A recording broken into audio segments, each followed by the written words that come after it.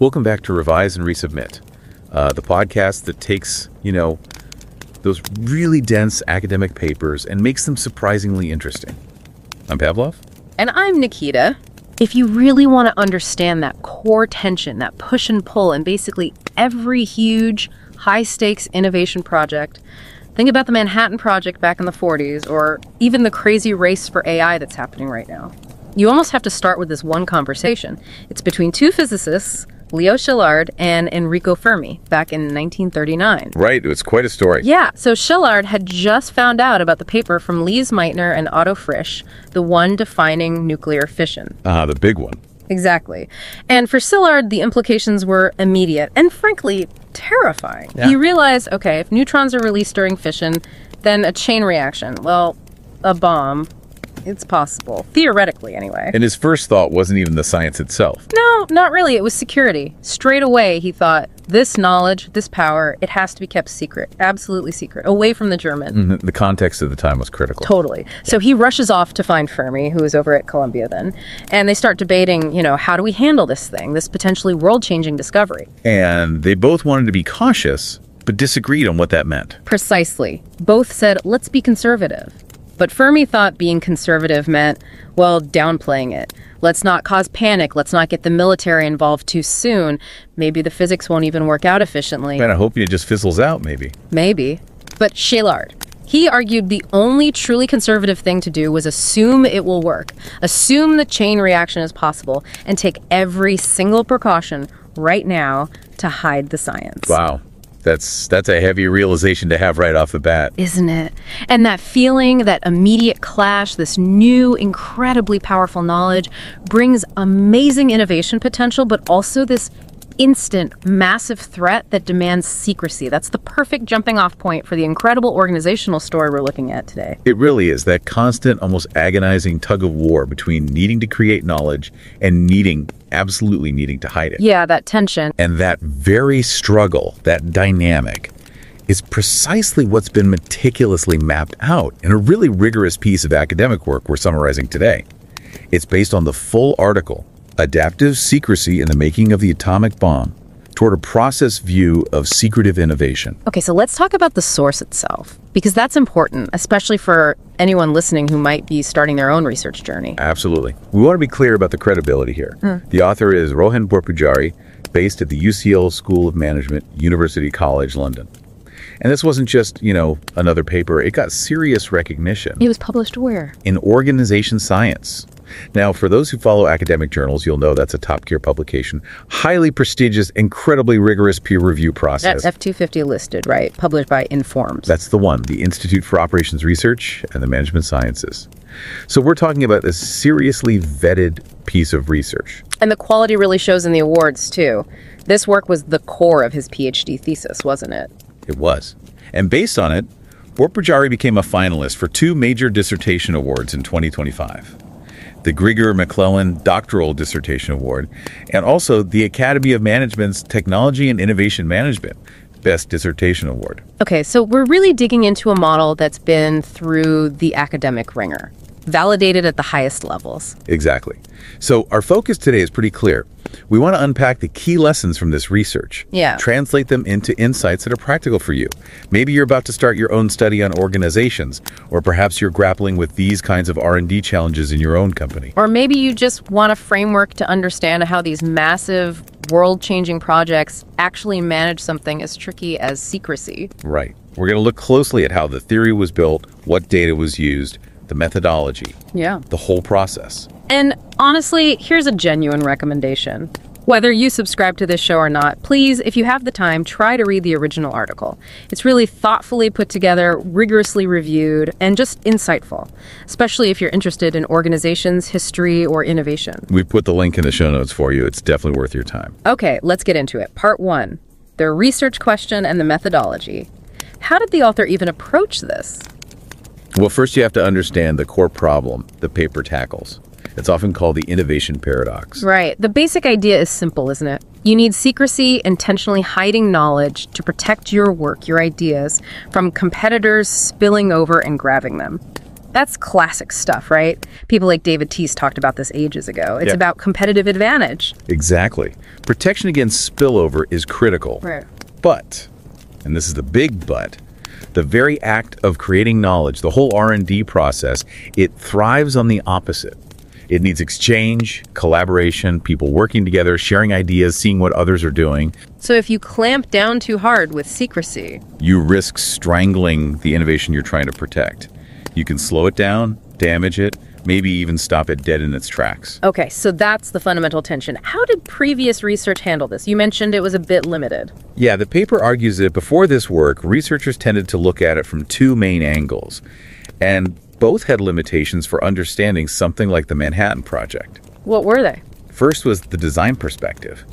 This mostly looked at secrecy after the innovation was already done.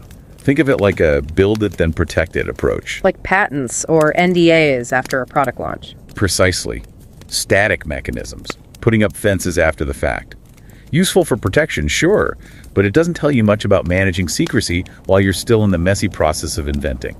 So why couldn't the Manhattan Project just make everyone sign a giant NDA and call it a day? If the design perspective is about structure. Because an NDA is static. It's designed for external threats or after-the-fact protection. It doesn't solve the internal operational headache.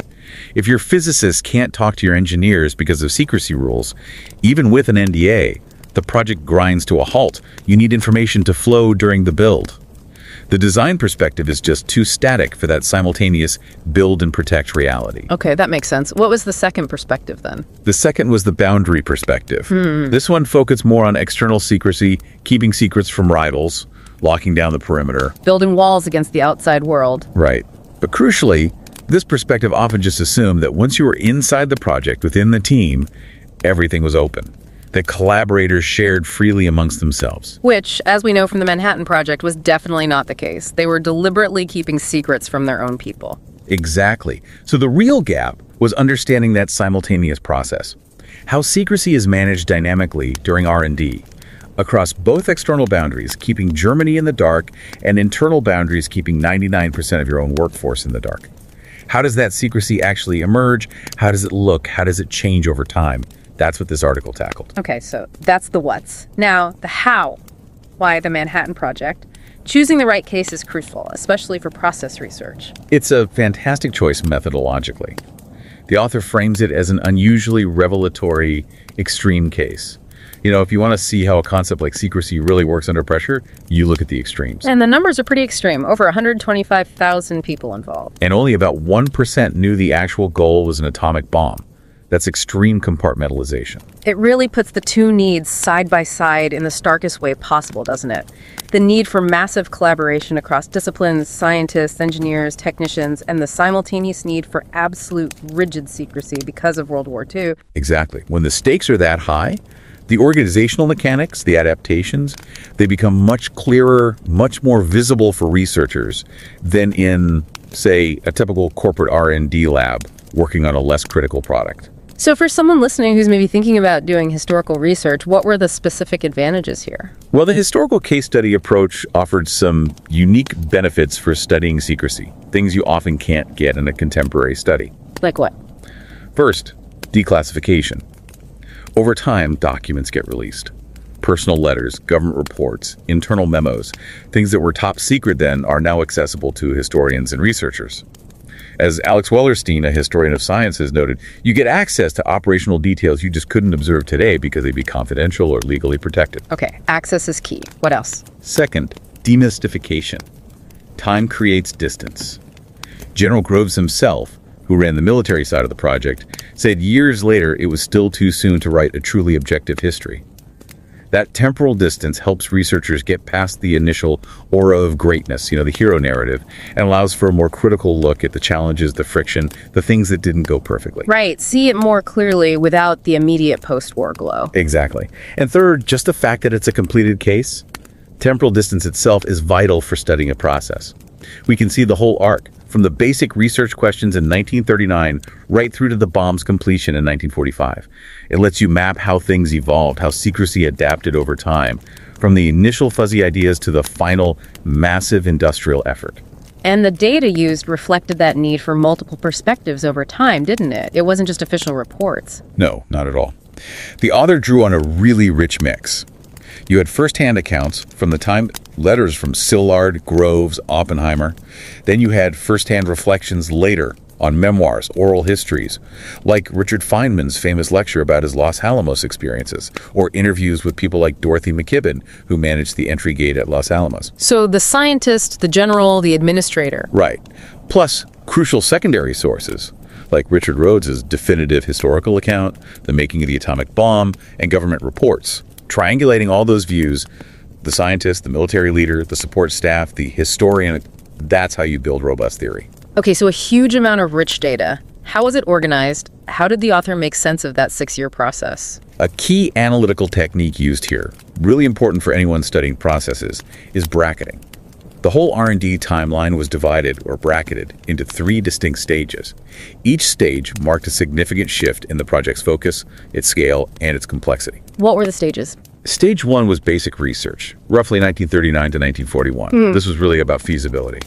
The big question was, can this bomb actually be made? Is it theoretically possible? Okay, the science phase. Pretty much. Stage 2 was proof of concept and scaling, say 1941 to 1943. Here, the focus shifted. It wasn't just, can we? It was, okay, how do we do this? How do we build it? How do we scale it up? Moving from theory to practice. Right. And stage 3 was development and production, 1943 to 1945.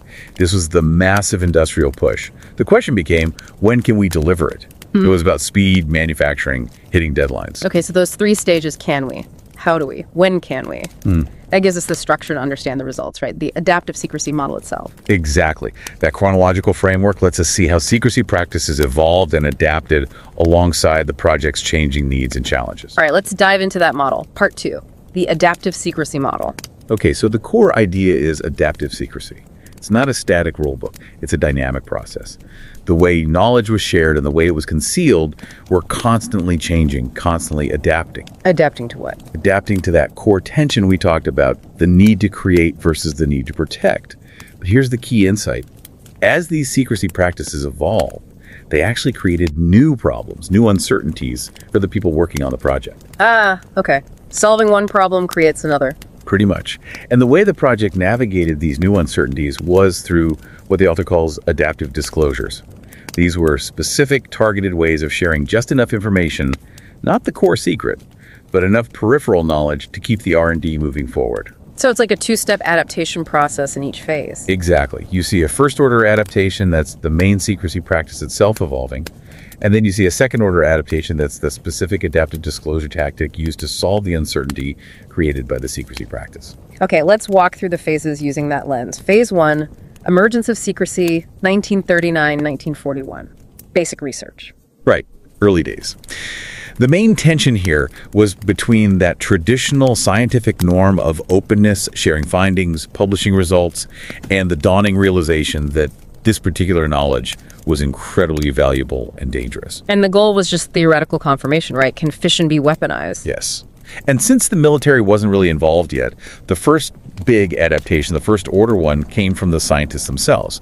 It was voluntary collective concealment. So bottom-up secrecy. Pretty much. Scientists basically self-organized. They used their personal networks, their influence, to convince colleagues, hey, maybe don't publish that paper, or let's keep this discussion within our trusted circle. They essentially put a voluntary gag order on themselves, going against the grain of open physics. And did it work? Did it actually have an impact? Oh, absolutely. And strategically, it was huge. Remember Fermi calculating the carbon absorption cross-section? That showed cheap graphite could work as a moderator. Right. You mentioned he withheld that. He did. Meanwhile, in Germany, a physicist got the calculation wrong, concluded graphite wouldn't work. Because Fermi kept his result quiet, the German atomic program wasted critical time and resources chasing heavy water, which was way harder to produce. Wow. So one act of voluntary secrecy had massive geopolitical consequences. It really did. At this stage, the secrets were often quite specific, explicit things, a calculation, a formula, something one person might hold. Keeping it quiet was incredibly effective against the competition. But you said these practices created new problems. What was the uncertainty here? The big one was evaluative uncertainty. Because it was voluntary and ad hoc, people just weren't sure what was important enough to keep secret. Was my finding sensitive? Should I tell someone? Who decides? There wasn't a clear guiding principle, as one physicist put it. Like the Einstein-Szilard letter itself, kind of wavering between maybe possible and almost certain. They weren't even sure how big a deal it was initially. Exactly. That uncertainty reflects the broader confusion. So, to deal with this, the second-order adaptation, the first adaptive disclosure tactic emerged. Revealed concealment. Revealed concealment. What does that mean? It means sharing the fact that secrets exist, that concealment is happening, without actually revealing the secret content itself. Ah, okay. Like whispering about whispers? Sort of. The example of physicist Louis Turner is perfect. He wrote a paper that hinted at plutonium. A colleague told him vaguely that some dangerous manuscripts were being held back, but couldn't say what or why. So Turner knew something was up, but not what. Right. And he wrote to Szilard saying he found it a little difficult to figure out the guiding principle. He felt the decision on whether to publish his potentially sensitive paper shouldn't just depend on the accident of our being acquainted. The mere knowledge that secrets were being kept, the revealed concealment, made him cautious. It pushed the decision up the chain to people like Szilard, who had a better overview. It stopped potential leaks born from ignorance. But Turner also pointed out this voluntary system was fragile, right? Needed something more systematic. He did. He said they needed a general way of handling secrecy, not just this catch-as-catch-can basis, which leads us perfectly into phase 2. Okay, phase 2. Institutionalization. Proof of concept and scaling. 1941, 1943. Things are getting bigger now. Much bigger. The mission shifted from can we to how do we build this thing? And the tension ramped up. They needed to bring in thousands more people, engineers, technicians, managers, military folks. Huge expansion. But at the same time, they needed stricter secrecy, more compartmentalization to minimize leaks with all these new people. Exactly. Expansion versus control. And this is where secrecy shifts from being a voluntary norm among scientists to becoming official military policy. So the first order adaptation changes? Drastically. It becomes institutionalized concealment and revealing. General Leslie Groves takes command. Top-down rules replace bottom-up norms. That's where his famous rule comes in? Yep. Each man should know everything he needed to know to do his job and nothing else. Simple, brutal, effective. And you start seeing formal mechanisms. All the stuff you'd expect. Mandatory secrecy pledges everyone had to sign. Security clearances. Code names everywhere. The Uranium Committee just became Section S1, totally opaque. And critically, the focus shifted heavily to internal compartmentalization. People inside the project were deliberately kept ignorant of the big picture. Okay, so structure clamps down, but bringing in thousands of people you can't tell the whole story to, that must have created problems. What was the new uncertainty? Boundary uncertainty, Yeah. big time. How do you recruit top engineers or essential managers when you can't tell them what they'll be working on? Who gets told what? How much do you reveal just to get them in the door without compromising the whole project before they've even started? It's a massive recruitment and onboarding challenge under secrecy. How did they solve that? What was the adaptive disclosure here? The tactic used the second-order adaptation was revealing meta-information. Meta-information, meaning Information about the secret, rather than the secret itself. Specifically, sharing information about its value, its nature, its critical importance, its strategic significance. You don't tell them what it is, but you tell them how much it matters. okay, give me an example. The classic one is General Groves recruiting the DuPont company. They needed DuPont's industrial might to build the plutonium production facilities. Huge, complex, dangerous work. Could he show them the blueprints? Absolutely not. He couldn't share technical details. Instead, he went to the DuPont board and conveyed the project's highest military importance. He told them it was vital to winning the war, that it would shorten the war and thus save tens of thousands of American casualties. Just appealing to patriotism and urgency. Pretty much. He shared the significance, the meta-information, and it worked. The story goes that when the contract was presented face down, not a single DuPont director turned it over to read the specifics before voting to approve it. Wow. That's asking for incredible trust based purely on the idea of importance. From a modern view, maybe a bit ethically murky. Forcing a decision on something unknown. Well, that highlights the extreme calculus of this situation, right? National survival imperative versus transparency. The research shows that in this context, the meta-information, the significance was enough. It generated the necessary buy-in, allowed them to recruit DuPont and countless others, solving that boundary uncertainty. And this created a new group of people within the project. Exactly. It created what the paper calls the in-between group. These were the people thousands of them who knew something hugely important was going on. They knew it mattered intensely for the war, and they were motivated by that, but they still had no idea what the actual end product was. They were crucial for scaling up. Okay, so meta information gets people on board, but then comes phase 3. Development and production, 1943, 1945, the final push. Right, and by this stage, the project was huge, complex, and starting to get bogged down by its own secrecy. How so? What was the tension now? The tension was speed versus secrecy. They needed to move incredibly fast to beat the Germans, to finish the bomb.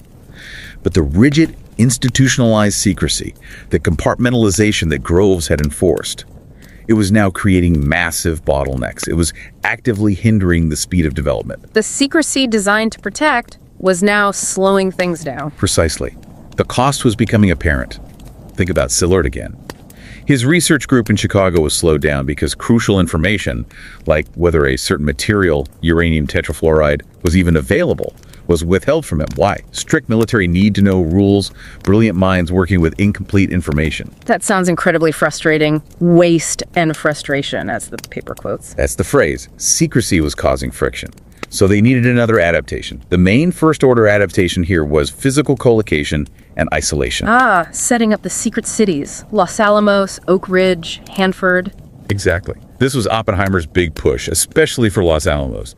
The idea was get the key scientists and engineers, the ones who did need to know the details, together in one isolated, highly secure place. So collocation allowed the core in group to finally talk freely. Right. Inside the fence at Los Alamos, the senior scientists could collaborate intensely, break down those communication barriers caused by earlier compartmentalization, and speed things up. But what about everyone else? The thousands who weren't in that core group? That's where isolation comes in. Yes. Isolation was key for managing both the external boundary, keeping spies out, and the internal boundaries. Los Alamos had layers of security fences within fences. They used things like colored badges, red or blue for lower clearance, white for the top physicists to physically enforce who could go where and know what. It made the organizational layers tangible. Okay, so collocation for speed, isolation for security. But creating these isolated cities with thousands of workers kept in the dark. Surely that created another problem. It did. The final and maybe most difficult internal challenge. Performance uncertainty. Meaning people started doubting the work. Yes. Think about the huge internal outgroup. The machinists, the construction workers, the clerks, even many junior engineers like the Special Engineering Detachment, the SEDs.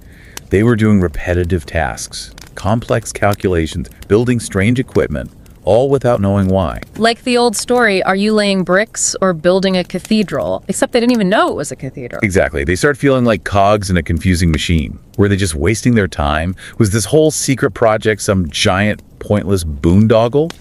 A manager at one uranium facility, George Turner, said the work was so confusing, skepticism was widespread, people became disengaged, morale dropped. And that's deadly when speed is everything. Absolutely unacceptable. So they needed one last adaptive disclosure tactic.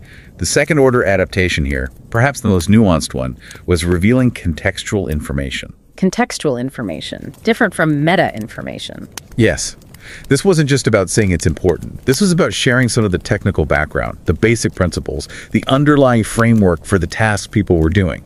Not the core secrets, not the bomb design, not the critical mass details, but enough context to make the work meaningful. Giving them a glimpse of the why behind their specific job. Precisely. And the legendary example here involves Richard Feynman at Los Alamos. Feynman. What did he do? He saw the SEDs, these young engineers drafted into the Army, were working way too slowly. They were just punching numbers into calculators, following instructions blindly. Human computers, basically. Disengage. Totally. So Feynman, being Feynman, went and got special permission, a big deal under Groves tight control, to give them a lecture. Not on the bomb itself, but on the basics of the physics involved. Like nuclear physics 101. Kind of. He explained chain reactions, why shielding mattered, what the numbers they were calculating actually represented in the real world. He gave them the context. And what happened? According to Feynman, the change was complete. Suddenly, they weren't just punching numbers. They understood the goal, the challenge. They got excited. They started suggesting improvements, inventing better ways to do calculations, working late voluntarily. They transformed from passive cogs into active problem solvers. Wow. So that contextual information bridged the gap. It motivated them, gave them agency without blowing the big secret. It moved them from the out group into that in-between group. Exactly. It tackled that performance uncertainty head-on by giving their work meaning and purpose. A really powerful insight into motivation and knowledge management under constraints. Okay, that walk through the phases really clarifies the model. Let's pull back and synthesize this. Part 3. Synthesis and implications. Right. So looking at the whole 6-year journey, what emerges isn't that simple binary split, the secret keepers, versus the clueless masses that the older boundary perspective might suggest. No, it's much more layered. Much more. You ended up with this complex, multi-layered organizational structure that was actually essential for coordinating such a vast, diverse project. You had the core in-groups, sure. The Oppenheimers, the Firmus, the top engineers who knew the objective and the critical details. And you definitely had the true outgroups people doing purely functional tasks with zero context or knowledge of the goal. But the crucial layer, the novel finding here, is the in-between groups. Exactly. These people were sophisticated actors within the system. They knew a secret existed, thanks to revealed concealment. They understood its immense significance, thanks to meta-information. And some, like Feynman's SEDs, even grasped the technical context of their own work, thanks to contextual information. But they still didn't know the final, ultimate secret, the bomb design, the military plan. Right. And this flexible, layered structure, with these informed but not fully informed in-betweeners, allowed for coordination on a scale that a rigid us versus them system just couldn't handle. It created pathways for motivation and initiative without compromising core security. That also tells us something interesting about how the secrets themselves changed over time, doesn't it? Absolutely. The nature of the knowledge being protected evolved. In phase 1, the secrets were often explicit, codifiable things, a calculation on paper, something an individual might know and could, theoretically, leak easily. But by phase 3... By phase 3, a lot of the crucial knowledge was much more tacit. It was complex, collective know-how, advanced engineering techniques for building separators, specific processes for plutonium production, the operational expertise of running these huge, unique facilities. It was knowledge embedded in the team, in the workflow, in the machinery itself. Harder to just write down and pass along. Much harder. Yeah. And this evolution actually acted as a kind of secondary protection. By the end, the value of the final product was immense, obviously. But the risk from any single individual leaking something catastrophic was arguably lower than in the early days. Why? Because the knowledge was dispersed, tacit. Both. It was harder to articulate fully, and it was collectively held. You couldn't just steal one blueprint and replicate the whole Manhattan Project. But secrets had become more resilient because they were embedded in the organization itself. So, for someone listening, maybe a researcher, maybe a manager dealing with confidential projects, what's the big theoretical takeaway here about managing knowledge? I think the most powerful idea is the concept of meta-knowledge sharing.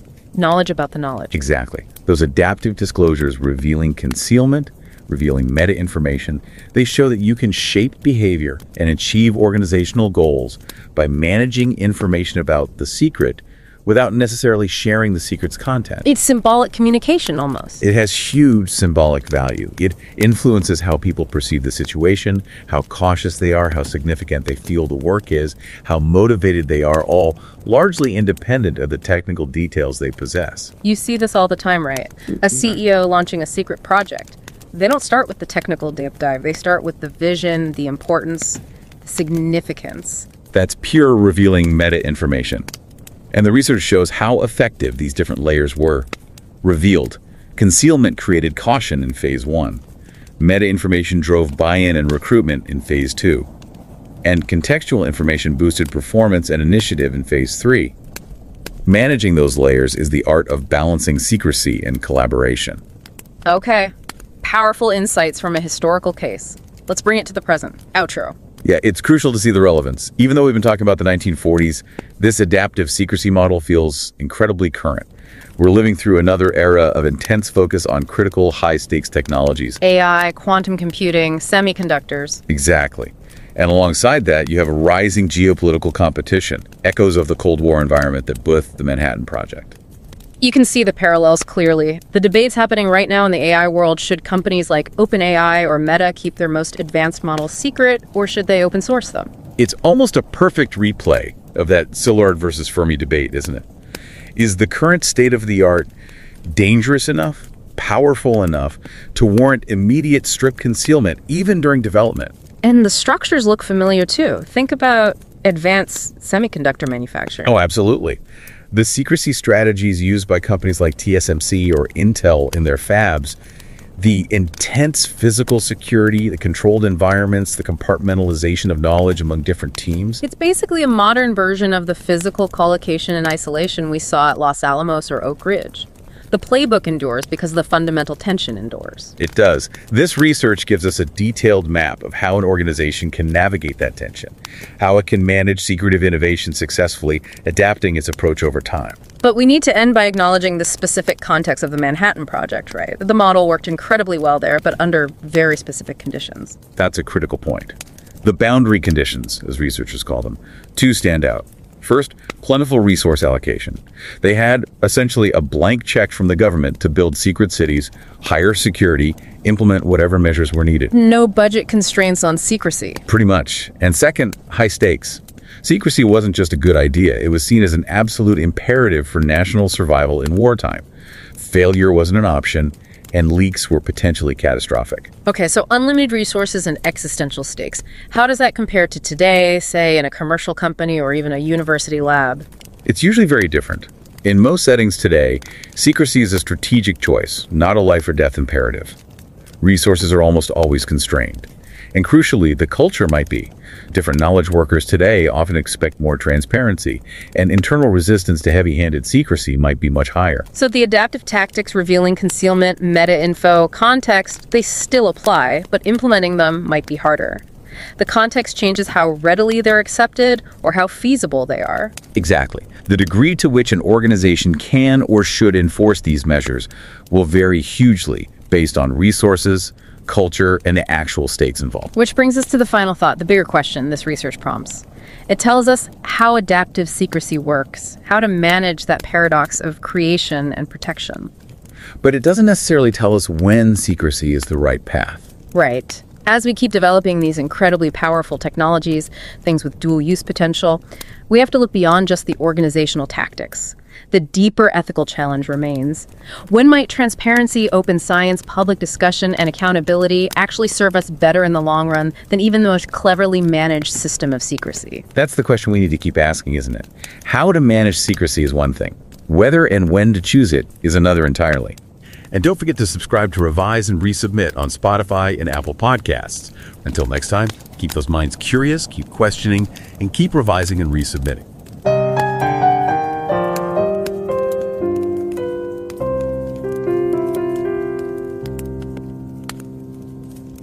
Revise and রিসাবমিটে স্বাগতম। আমি Pavlov. আর আমি নিকিতা। ৩৯ সাল, Princeton ইউনিভার্সিটির physics department. ভাবুন একবার, কি একটা উত্তেজনার পরিবেশ। বিজ্ঞানীর লিও জিলার্ড হঠাৎ বুঝতে পারলেন, আরে ইউরেনিয়াম ফিশন থেকে তো নিউট্রন বেরোচ্ছে, মানে চেইন রিয়াকশন সম্ভব। সাংঘাতিক আবিষ্কার। কিন্তু তারপরেই চিন্তাটা এলো, এই জ্ঞান যদি জার্মানদের হাতে চলে যায়। সঙ্গে সঙ্গে তিনি সহকর্মীদের টেলিগ্রাম করলেন, সব গোপন রাখতে হবে। যেখানে কিনা বিজ্ঞানের জগতে খোলামেলা আলোচনাই নিয়ম, সেখানে হঠাৎ গোপনীয়তা। হ্যাঁ, এই টানাপোড়েনটা কিন্তু দারুণ ইন্টারেস্টিং।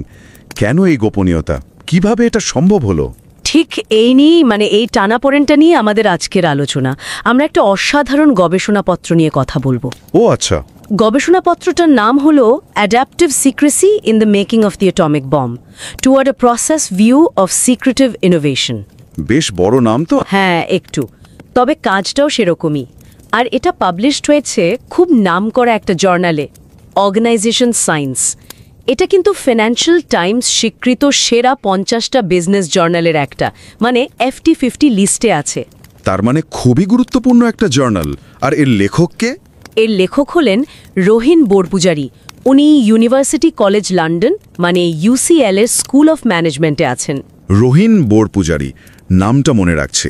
আর শুনলে অবাক হবেন, এই কাজটা অ্যাকচুয়ালি ওনার মূল থিসিস টপিক ছিল। আর এটার উপর ভিত্তি করেই উনি কিন্তু 2টো বড় অ্যাওয়ার্ডের ফাইনালিস্ট হয়েছিলেন। তাই নাকি? কোন অ্যাওয়ার্ড? একটা হলো 2025 সালের গ্রিগর ম্যাককুলেল্যান্ড ডক্টরাল ডিসার্টেশন অ্যাওয়ার্ড, আর অন্যটা হলো 2025 সালের academy of management, technology and innovation management সেরা ডিসার্টেশন অ্যাওয়ার্ড। বাহ, তার মানে কাজটার মান নিয়ে কোনো প্রশ্নই নেই। একেবারে। সেজন্যই আমাদের শ্রোতাদের কাছে একটা ছোট্ট অনুরোধ, মানে আপনারা এই চ্যানেল সাবস্ক্রাইব করুন বা নাই করুন সেটা বড় কথা নয়, কিন্তু এই পেপারটা, এই যে এত সুচিন্তিত আর এত কঠোরভাবে পিয়ার রিভিউড একটা কাজ, এটার জন্য প্লিজ একটু সময় বের করে পড়ে দেখবেন। হ্যাঁ, আমিও একমত। লিঙ্কটা তো আমরা শো নোটসে দিয়েই দেব, তাই না? অবশ্যই, লিঙ্ক শো নোটসে থাকবে। আচ্ছা, আজকের এই আলোচনাটা আমরা কাদের কথা ভেবে সাজিয়েছি বলুন তো? দেখুন, আমরা চেয়েছি এটা যেন তাদের কাজে লাগে যারা একাডেমিক গবেষণার জগতে একদম নতুন, হয়তো সবই পা রেখেছেন বা হয়তো নিজের রিসার্চ জার্নিটা শুরু করবেন ভাবছেন। ঠিক, সেই জন্যই আমরা চেষ্টা করব খুব সহজ করে বলতে, তাই তো? মানে বেশি কঠিন টার্মস, জার্গন এগুলো এড়িয়ে। একদম। আমরা মূলত ফোকাস করব যে এই গবেষণাপত্রটায় কিভাবে একটা তত্ত্ব মানে থিওরি ডেভেলপ করা হলো, ডেটা কোথা থেকে এলো মানে ডেটা সোর্সিং, রেজাল্ট কিভাবে অ্যানালাইজ করা হলো, আর কি মেথোডোলজি বা পদ্ধতি ব্যবহার করা হলো, এই দিকগুলোয়। মূল উদ্দেশ্যটা তাহলে কি দাঁড়ালো? মূল উদ্দেশ্য হল, যখন কোনো ইনোভেশন বা উদ্ভাবন হচ্ছে তখন এই যে গোপনীয়তার ব্যাপারটা, এটা কিভাবে কাজ করে, কিভাবে সময়ের সাথে সাথে এটা বদলায়, এই জটিল প্রক্রিয়াটা সহজ করে বোঝা। আচ্ছা, আর এই পেপারটার একদম মূল প্রশ্নটা কি ছিল? গবেষণাপত্রটার মূল প্রশ্নটাই হলো, একটা R&D প্রজেক্ট মানে গবেষণা ও উন্নয়নের পুরো সময়টা জুড়ে গোপনীয়তা জিনিসটা কিভাবে জন্মায়, কিভাবে সেটা প্রকাশ পায়, আর সময়ের সঙ্গে সঙ্গে কিভাবে বদলায়, বিশেষ করে যখন গোপন করার মতো জিনিসগুলোও তো তৈরি হচ্ছে চলার পথেই। হ্যাঁ, সেটাও তো একটা চ্যালেঞ্জ। এবং এই গোপনীয়তাটা সামলেতে হচ্ছে মানে ম্যানেজ করতে হচ্ছে অর্গানাইজেশনের ভেতরেও আবার বাইরের জগতের সাথেও। বেশ জটিল একটা ব্যালেন্সিং অ্যাক্ট মনে হচ্ছে। আচ্ছা, প্রথমেই একটা প্রশ্ন আসছে মনে, এত বিষয় থাকতে কেন এই ম্যানহাটন প্রজেক্টকেই বেছে নেওয়া হলো? মানে এই কেস স্টাডিটা বেছে নেওয়ার পেছনে কি কোনো পদ্ধতিগত কারণ ছিল? এটা খুব জরুরি প্রশ্ন। দেখুন, ম্যানহাটন প্রজেক্ট একটা যাকে বলে এক্সট্রিম কেস, মানে চরম একটা উদাহরণ। এক্সট্রিম কেন? কারণ এখানে পরিস্থিতিটা এতটাই তীব্র, এতটাই নাটকীয় যে ভেতরের অনেক প্রক্রিয়া, অনেক টানাপোড়েন খুব পরিষ্কারভাবে দেখা যায়। গবেষকরা একে বলেন আনইউজুয়ালি রেভেলেটরি। ভাবুন একবার, একদিকে প্রায় 1.25 লক্ষ মানুষ একসঙ্গে কাজ করছে নতুন জ্ঞান তৈরি করার জন্য। 1.25 লক্ষ, বিশাল ব্যাপার। হ্যাঁ, আর অন্যদিকে চলছে চূড়ান্ত গোপনীয়তা। বলা হয় মাত্র 1% কর্মী নাকি জানতেন যে আসল উদ্দেশ্যটা কি। মাত্র 1%? ভাবা যায়? এই যে দুটো চরম বিপরীত দিক, একদিকে অনেক সহযোগিতা, অন্যদিকে নিশ্ছিদ্র গোপনীয়তা, এই বৈপরীত্যটাই গোপনীয় উদ্ভাবনের ভেতরের যে টানাপোড়েন সেটাকে বুঝতে খুব সাহায্য করে। তার মানে এই চরম পরিস্থিতিটাই আসলে বিষয়টাকে স্পষ্ট করে তুলেছে। ঠিক তাই। তবে আপনার মনে হতে পারে, এত চরম একটা উদাহরণ থেকে যা শিখলাম সেটা কি অন্য সাধারণ পরিস্থিতিতেও খাটবে? হ্যাঁ, এই প্রশ্নটা আসছিল মনে। দেখুন, এক্সট্রিম কেস স্টাডির একটা সুবিধাই হলো এটা প্রক্রিয়াগুলোকে খুব বড় করে স্পষ্ট করে দেখায়। হয়তো সব শিক্ষা সরাসরি অন্য ক্ষেত্রে মিলবে না, কিন্তু গোপনীয়তা কিভাবে ম্যানেজ করা হয় তার মূল যুক্তিগুলো, টানাপোড়েনগুলো আর সেগুলোর সাথে মানিয়ে নেওয়ার যে কৌশল, সেগুলো কিন্তু অনেক ক্ষেত্রেই প্রাসঙ্গিক হতে পারে। আচ্ছা, আর কোনো কারণ ছিল ম্যানহাটন প্রজেক্ট বেছে নেওয়ার? হ্যাঁ, দ্বিতীয় কারণটা হলো এটা একটা প্রক্রিয়া ভিত্তিক বা প্রসেস ওরিয়েন্টেড রিসার্চের জন্য একেবারে আদর্শ। মানে প্রক্রিয়াটা কিভাবে সময়ের সাথে সাথে এগোলো সেটা দেখার জন্য। কিভাবে? কারণ 1939 থেকে 1945 এই পুরো সময়টার প্রচুর ঐতিহাসিক দলিলপত্র এখন পাওয়া যায়, যেগুলো আগে গোপন ছিল কিন্তু পরে ডিক্লাসিফাইড হয়েছে, মানে সবার জন্য খুলে দেওয়া হয়েছে। ফলে পুরো জার্নিটা কিভাবে গোপনীয়তাটা সময়ের সাথে সাথে বদলেছে সেটা খুব ভালোভাবে স্টাডি করা যায়। এই যে ঐতিহাসিক দলিলের কথা বললেন, এই ঐতিহাসিক পদ্ধতি বা হিস্টোরিক্যাল মেথড ব্যবহার করার কি আলাদা কোনো সুবিধা আছে? নিশ্চয়ই আছে। প্রথমত ওই যে বললাম ডিক্লাসিফিকেশন, এমন সব তথ্যে অ্যাক্সেস পাওয়া যায় যা হয়তো এখনকার কোনো গোপনীয় প্রজেক্ট নিয়ে গবেষণা করলে পাওয়াই যেত না। ধরুন সেই সময়ের চিঠি, মেমো, মিটিংয়ের ভেতরের কথাবার্তার নোটস। হ্যাঁ, এগুলো তো এখন পাওয়া মুশকিল। ঠিক। দ্বিতীয়ত, সময়ের সাথে সাথে অনেক মিথ, অনেক ভুল ধারণা ভেঙে যায়, ঘটনার নানা দিক সামনে আসে। এতে একটা অবজেক্টিভ বা বস্তুনিষ্ঠ দৃষ্টিভঙ্গি পাওয়া সহজ হয়। একে বলা যেতে পারে ডিমিস্টিফিকেশন, মানে রহস্যভেদ। আর তৃতীয়ত, সময়ের দূরত্ব বা টেম্পোরাল ডিস্টেন্স।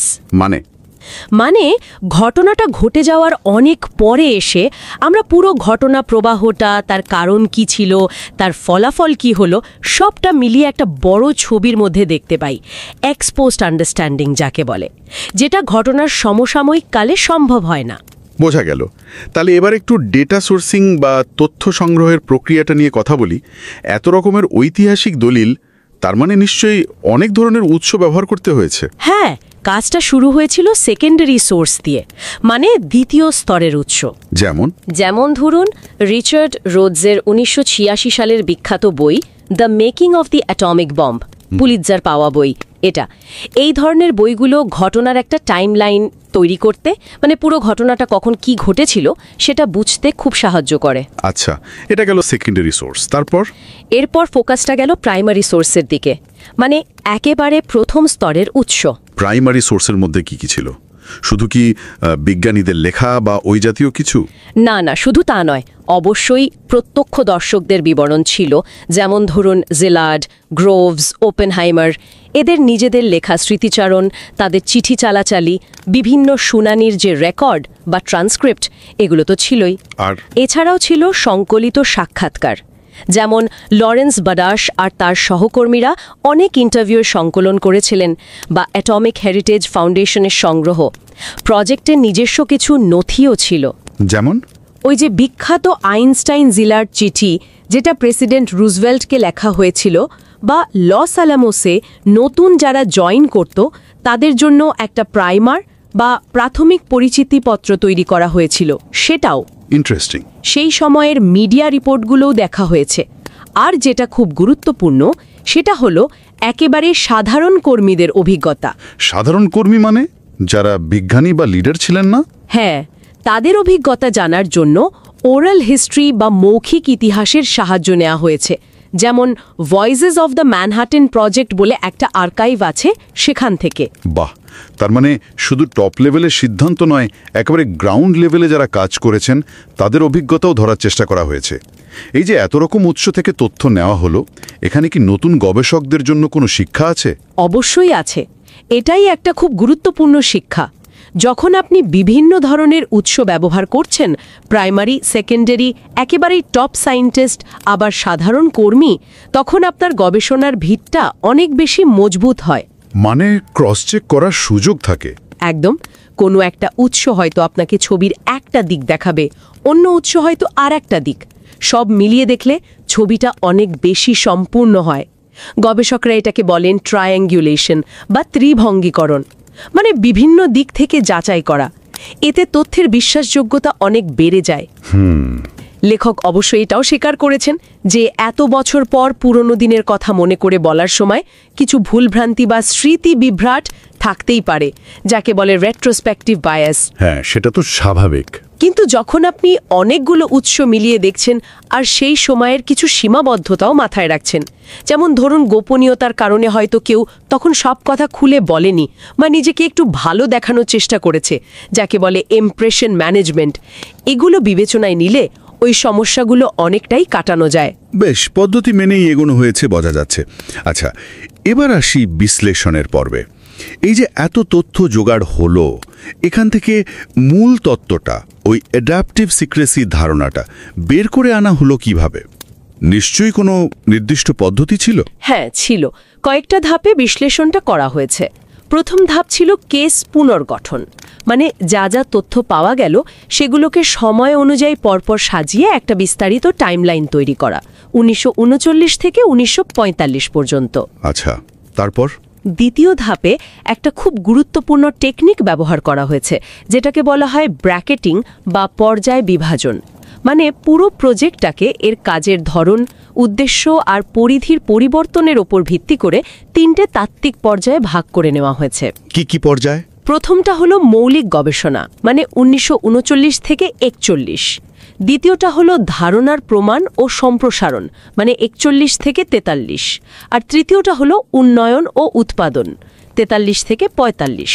এই ভাগটা কি খুব স্পষ্ট ছিল, মানে একটা পর্যায়ে শেষ হয়ে আরেকটা শুরু হলো? ছিল না, এটা আসলে বিশ্লেষণটাকে সহজ করার জন্য একটা অ্যানালিটিক্যাল টুল। একটা পর্যায় থেকে আরেকটায় যাওয়াটা বেশ স্বাভাবিকভাবেই হয়েছে, ওভারল্যাপও ছিল। বুঝলাম। এই পর্যায়গুলো ভাগ করার পর কি করা হলো? এরপর আসল কাজটা হলো কোডিং।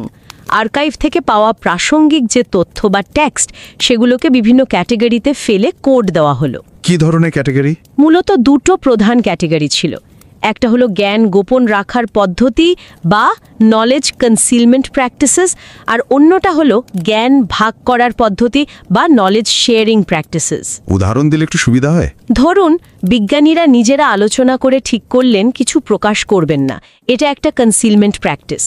আবার যখন মিলিটারি নিয়ম করে দিল যে কার কি জানার অধিকার আছে কি নেই, সেটাও কনসিলমেন্ট প্র্যাকটিস, কিন্তু অন্য ধরনের। পরে বিশ্লেষণের সময় আরও একটা ক্যাটেগরি যোগ হয়েছিল, অভিযোজিত প্রকাশ কৌশল বা অ্যাডাপটিভ ডিসক্লোজার ট্যাকটিক্স। এই কোডিং এর উদ্দেশ্য কি ছিল? উদ্দেশ্য ছিল এই যে ঘটনাগুলো, যেগুলো হয়তো আগে থেকেই জানা, সেগুলোর মধ্যে লুকিয়ে থাকা প্যাটার্নগুলো খুঁজে বের করা।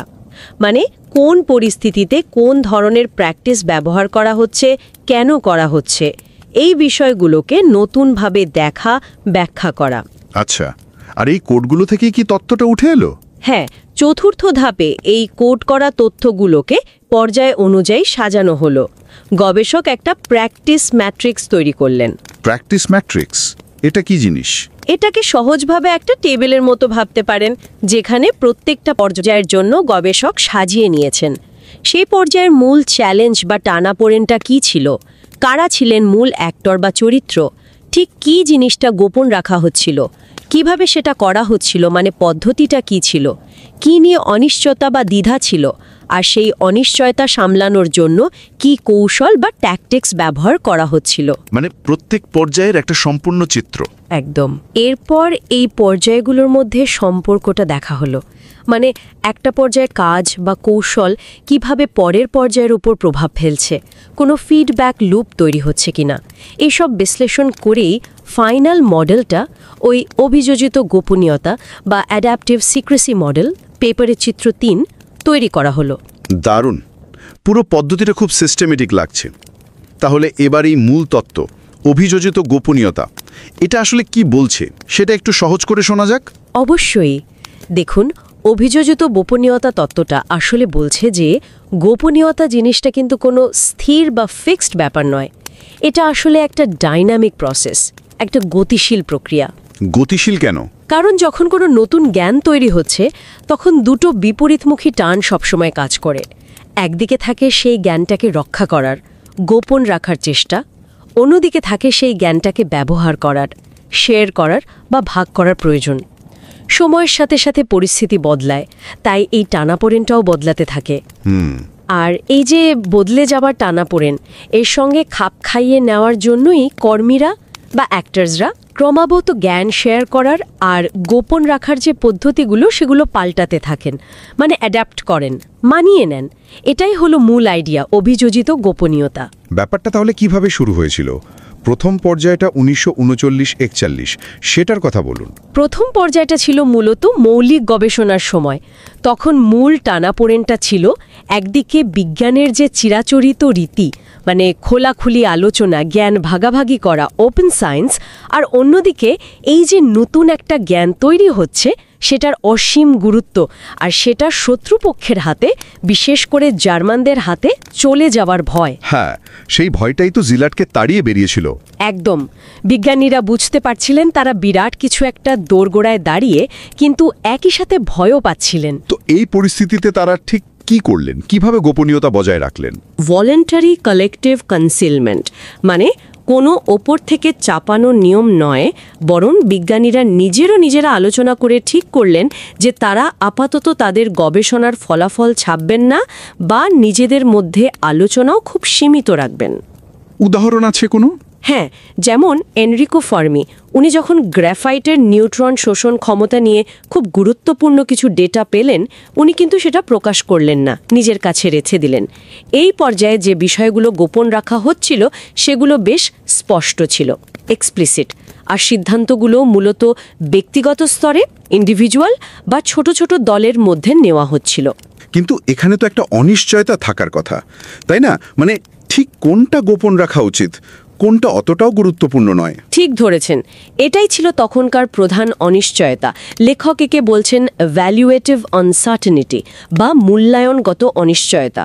কোনটা লুকানো মতো যথেষ্ট মূল্যবান, এটা নিয়ে কিন্তু বিজ্ঞানীদের মধ্যেই বেশ মতভেদ ছিল। যেমন দেহর ডিলার্ড শুরু থেকেই খুব কঠোর গোপনীয়তার পক্ষে ছিলেন।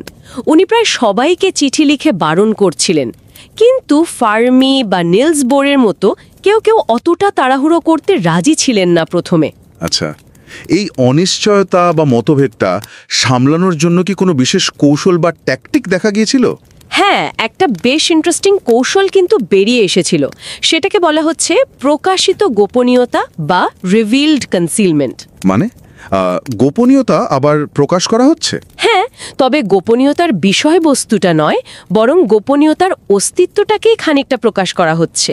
মানে অন্যদের এটা জানানো হচ্ছে যে দেখো, আমরা কিছু একটা গোপন করছি, কারণ এটা খুব গুরুত্বপূর্ণ। এতে লাভ কি?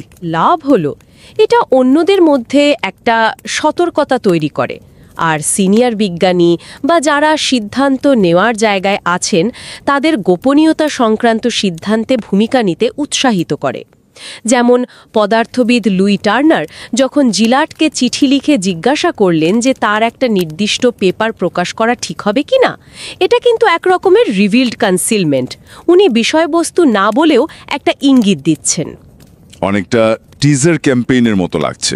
হ্যাঁ, কিছুটা সেরকমই, কিন্তু এর সীমাবদ্ধতাও ছিল। যেমন এডউইন ম্যাকমিলান আর ফিলিপ অ্যাবেলসন কিন্তু নেপচুনিয়াম আবিষ্কারের খুব গুরুত্বপূর্ণ একটা পেপার ঠিক এই সময়েই প্রকাশ করে ফেলেছিলেন, কারণ তারা হয়তো এই প্রাথমিক গোপনীয়তার চেষ্টার বলয়ের মধ্যে ঠিকঠাকভাবে ছিলেন না। ব্যাপারটা সত্যি খুব সূক্ষ্ম। আচ্ছা, এরপর দ্বিতীয় পর্যায়ে 1941-43 কি হলো? প্রজেক্ট তো নিশ্চয়ই আরও বড় হতে শুরু করলো। হ্যাঁ, দ্বিতীয় পর্যায়ে এসে কাজটা আর শুধু মৌলিক গবেষণার মধ্যে আটকে রইল না। এবার ফোকাসটা গেল ধারণার প্রমাণ বা প্রুফ অফ কনসেপ্ট এবং সেটাকে বড় আকারে করার দিকে, মানে স্কেলিং আপ। তার মানে আরও অনেক লোক দরকার হলো। একদম। এখন শুধু বিজ্ঞানীই নয়, ইঞ্জিনিয়ার দরকার, বিভিন্ন ইন্ডাস্ট্রির সাহায্য দরকার, কোম্পানিকে যুক্ত করতে হবে, মানে সহযোগিতার পরিধিটা অনেক বাড়াতে হচ্ছে। কিন্তু সমস্যা হলো যত বেশি লোক তত বেশি তথ্য ফাঁসের ঝুঁকি। ঠিক। তাই একই সঙ্গে দরকার পড়ল কাজগুলোকে আরও ছোট ছোট ভাগে ভাগ করে ফেলার, কম্পার্টমেন্টালাইজ করার, যাতে কেউ যেন পুরো ছবিটা একসঙ্গে দেখতে না পায়। আর এই সময়ে মিলিটারি আর প্রশাসনিক নিয়ন্ত্রণও অনেক বাড়তে শুরু করলো, বিশেষ করে জেনারেল লেসলি গ্রোভস যখন দায়িত্ব নিলেন। তার মানে টানাপোড়েনটা দাঁড়ালো, একদিকে লোকবল বাড়াতে হবে, অন্যদিকে তথ্য আরও বেশি করে আটকাতে হবে, আরও কঠোরভাবে। এটা কিভাবে সামলানো হলো? এর উত্তরে যেটা এলো সেটাকে বলা হচ্ছে প্রাতিষ্ঠানিক গোপনীয়তা বা ইনস্টিটিউশনালাইজড কনসিলমেন্ট।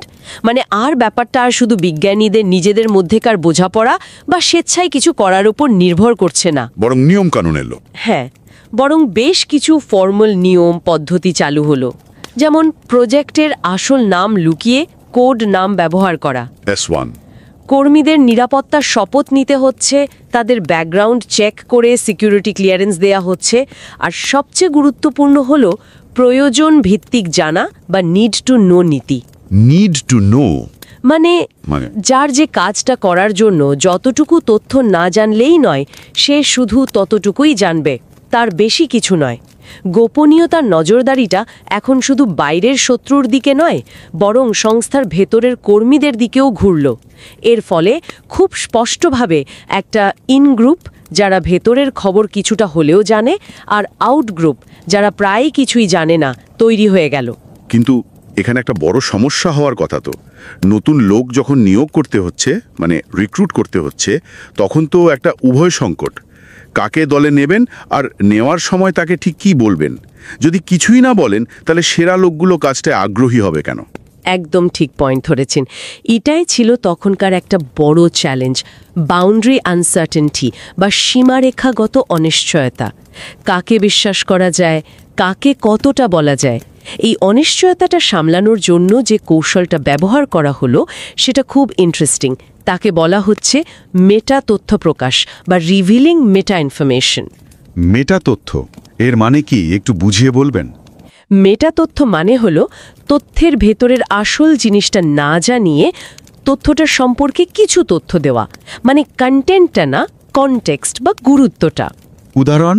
যেমন ধরুন, প্রজেক্টের আসল লক্ষ্যটা মানে অ্যাটম বোমা বানানো সম্পূর্ণ গোপন রাখা হলো, কিন্তু যাকে নিয়োগ করা হচ্ছে তাকে এটা বোঝানো হলো যে এই প্রজেক্টটা দেশের জন্য, যুদ্ধের ফলাফলের জন্য নিরাবেট গুরুত্বপূর্ণ, খুব জরুরি একটা কাজ হচ্ছে এখানে, খুব ট্যালেন্টেড লোকজনকে দরকার। ও আচ্ছা, মানে কাজের গুরুত্বটা বোঝানো হলো, কিন্তু ঠিক কী কাজ সেটা বলা হলো না। ঠিক, এই কৌশলটা ব্যবহার করেই কিন্তু দেশের সেরা বিজ্ঞানী বা ডুপন্টের মতো বড় কোম্পানিকে এই প্রজেক্টে যুক্ত করা সম্ভব হয়েছিল। তাদের কাজের গুরুত্বটা, আর্জেন্সিটা বোঝানো হয়েছিল। এতে কাজের প্রতি একটা রহস্যময়তা, একটা আকর্ষণও তৈরি হয়েছিল। কিন্তু এতে কি কর্মীরা পরে ডিমোটিভেটেড হয়ে যাননি, যখন তারা হয়তো কিছুটা আঁচ করতে পারলেন বা জানতে পারলেন যে আসল ব্যাপারটা তাদের বলা হয়নি? এটা একটা খুব ভালো প্রশ্ন। গবেষণাপত্রটায় এই দিকটা সরাসরি হয়তো অতটা ফোকাস করা হয়নি, তবে এটা অনুমান করা যায় যে কিছু ক্ষেত্রে হয়তো অসন্তোষ বা হতাশা আসতে পারত। কিন্তু মনে রাখতে হবে, তখন ছিল বিশ্বযুদ্ধের সময়, দেশপ্রেমের একটা আবেগ ছিল, একটা আর্জেন্সি ছিল, আর প্রজেক্টের গোপনীয়তার কালচারটাও এত তীব্র ছিল যে হয়তো অসন্তোষ প্রকাশ করার সুযোগ বা ইচ্ছাও কম ছিল। তবে তৃতীয় পর্যায়ে গিয়ে আমরা দেখব এই আউটগ্রুপ কর্মীদের কাজের মান আর মোটিভেশন নিয়ে কিন্তু বেশ চিন্তা তৈরি হয়েছিল। আচ্ছা, তাহলে এবার তৃতীয় পর্যায়ে 1943-45-এ যাওয়া যাক। তখন তো নিশ্চয়ই একেবারে পুরোদমে বোমা তৈরির কাজ চলছে, ডেভেলপমেন্টের প্রোডাকশন। হ্যাঁ, তৃতীয় পর্যায়টা ছিল মূলত উন্নয়ন ও উৎপাদনের। এখন মূল লক্ষ্য একটাই, যত দ্রুত সম্ভব বোমাটা তৈরি করে ফেলা। কিন্তু মজার ব্যাপার হলো, আগের পর্যায়ে যে কঠোর গোপনীয়তা আর কাজ ভাগাভাগি করার কম্পার্টমেন্টালাইজেশনের ব্যবস্থা করা হয়েছিল, সেটাই এখন কাজের গতিতে বাধা হয়ে দাঁড়াচ্ছে। তাই নাকি? কিভাবে? কারণ বিভিন্ন টিমের মধ্যে তথ্যের আদান প্রদান প্রায় বন্ধ। জিলার্ড নিজেই একটা ঘটনার কথা বলেছেন, যেখানে ওনার একটা বিশেষ আইসোটোপ দরকার ছিল, কিন্তু সেটা অন্য একটা ডিপার্টমেন্ট তৈরি করত। গোপনীয়তার কারণে উনি সেই তথ্যটা সময় মতো পাননি, ফলে ওনার নিজের কাজটা আটকে দিয়েছিল। এরকম অনেক ঘটছিল। তাহলে টানাপোড়েনটা এবার দাঁড়ালো কাজের গতি, স্পিড বনাম গোপনীয়তা। সিক্রেসি, কিন্তু গোপনীয়তা তো কমানো যাবে না যুদ্ধের সময়, এত বড় প্রজেক্ট। তাহলে এই নতুন সমস্যার সমাধান কিভাবে করা হলো? এখানে একটা প্রধান পদ্ধতি ছিল ভৌত সহাবস্থান ও বিচ্ছিন্নকরণ বা ফিজিক্যাল কলোকেশন অ্যান্ড আইসোলেশন। এর সবচেয়ে বড় উদাহরণ হল লস আলামোস। লস আলামোস, সেই বিখ্যাত গোপন শহর। হ্যাঁ, প্রজেক্টের সবচেয়ে গুরুত্বপূর্ণ বিজ্ঞানীদের, মানে ওই ইনগ্রুপের সদস্যদের দেশের বাকি অংশ থেকে প্রায় পুরোপুরি বিচ্ছিন্ন করে একটা গোপন জায়গায় এনে জড়ো করা হলো। এতে সুবিধা কি হলো? সুবিধা হলো দুটো। এক, এই ইনগ্রুপের সদস্যরা নিজেদের মধ্যে যখন খুশি, যেখানে খুশি, ধরুন ক্যাফেটেরিয়ায়, বাসে যেতে যেতে নিজেদের কাজের বিষয় নিয়ে খোলাখুলি আলোচনা করতে পারতেন। এতে সমস্যা সমাধান অনেক দ্রুত হয়েছে। দুই, একই সাথে এ পুরো জায়গাটা বাইরের জগৎ থেকে সম্পূর্ণ বিচ্ছিন্ন ছিল। এমনকি ভেতরের বিভিন্ন অংশের মধ্যেও কাজের ভিত্তিতে বিভাজন ছিল। যেমন ধরুন আলাদা আলাদা রঙের সিকিউরিটি ব্যাজ, বিভিন্ন এলাকা কাঁটাতার দিয়ে ভাগ করা। মানে একদিকে খোলা আলোচনা, আবার অন্যদিকে কঠোর বিচ্ছিন্নতা। ঠিক। আর এর সাথে সাথে পোস্টার, লিফলেট, নানা রকম প্রচারের মাধ্যমে গোপনীয়তা রক্ষার একটা সংস্কৃতি বা কালচার অফ সিক্রেসি তৈরি করারও চেষ্টা করা হয়েছিল। কর্মীদের বারবার মনে করিয়ে দেওয়া হতো, যা দেখছো বা শুনছো তা এখানেই রেখে যেতে হবে। কিন্তু যারা লস আলামোসের মতো জায়গায় ছিলেন না, মানে বাইরে ছিলেন, বা লস আলামোসের ভেতরেও তো আউটগ্রুপের কর্মী ছিল নিশ্চয়ই, যারা মূল লক্ষ্যটা জানতেন না, তাদের কি হলো? তাদের কাজের মান, তাদের মোটিভেশন, এগুলো ধরে রাখা তো খুব কঠিন হওয়ার কথা। ঠিক তাই, এটাই ছিল তখনকার একটা বিরাট চিন্তা। পারফরম্যান্স আনসার্টেনটি বা কর্মক্ষমতা সংক্রান্ত অনিশ্চয়তা। যারা ঠিক জানেই না তারা কিসের জন্য কাজ করছে, তারা কি যথেষ্ট মোটিভেটেড থাকবে, তারা কি নিজেদের সেরাটা দেবে। উদাহরণ আছে এরকম কর্মীদের? হ্যাঁ, যেমন ধরুন ওক রিজে যে বিশাল ইউরেনিয়াম সমৃদ্ধকরণ প্লান্ট ছিল, সেখানে ক্যালিড্রন অপারেটর হিসেবে অনেক কম বয়সী মহিলা কাজ করতেন। তারা হয়তো অনেকেই জানতেন না তারা ঠিক কী করছেন, ভাবতেন হয়তো অন্য কিছু তৈরি হচ্ছে। কিছু প্লান্ট ম্যানেজারও নাকি নিজেরা ঠিকমতো জানতেন না তাদের কারখানায় ফাইনালি কী প্রডিউস হচ্ছে। এটা তো বিশাল সমস্যা প্রোডাক্টিভিটির জন্য, কোয়ালিটির জন্য। এই অনিশ্চয়তাটা দূর করার জন্য কি কৌশল নেওয়া হলো? এখানে যে কৌশলটা খুব কাজে পেয়েছিল তার নাম হল প্রাসঙ্গিক তথ্য প্রকাশ বা রিভিলিং কনটেক্সচুয়াল ইনফরমেশন। এটা আবার কি মেটা ইনফরমেশন থেকে আলাদা? হ্যাঁ, একটু আলাদা। মেটা ইনফরমেশনের শুধু গুরুত্বটা বলা হচ্ছিল। এখানে কর্মীদের কাজের মূল লক্ষ্যটা অর্থাৎ বোমা বানানো তখনও গোপন রাখা হচ্ছে, কিন্তু তাদের কাজের পেছনের কিছু প্রাসঙ্গিক কারিগরি বা বৈজ্ঞানিক প্রেক্ষাপট, টেকনিক্যাল ও সায়েন্টিফিক কনটেক্সট শেয়ার করা হচ্ছে। মানে তারা যে ছোট কাজটা করছে সেটা একটা বড় বৈজ্ঞানিক ছবির অংশ, এটা বোঝানো। একদম। এর সবচেয়ে বিখ্যাত উদাহরণটা হলো রিচার্ড ফাইনম্যানের ঘটনা। ফাইনম্যান নোবেলজয়ী পদার্থবিদ? হ্যাঁ, তখন তিনি তরুণ বিজ্ঞানী।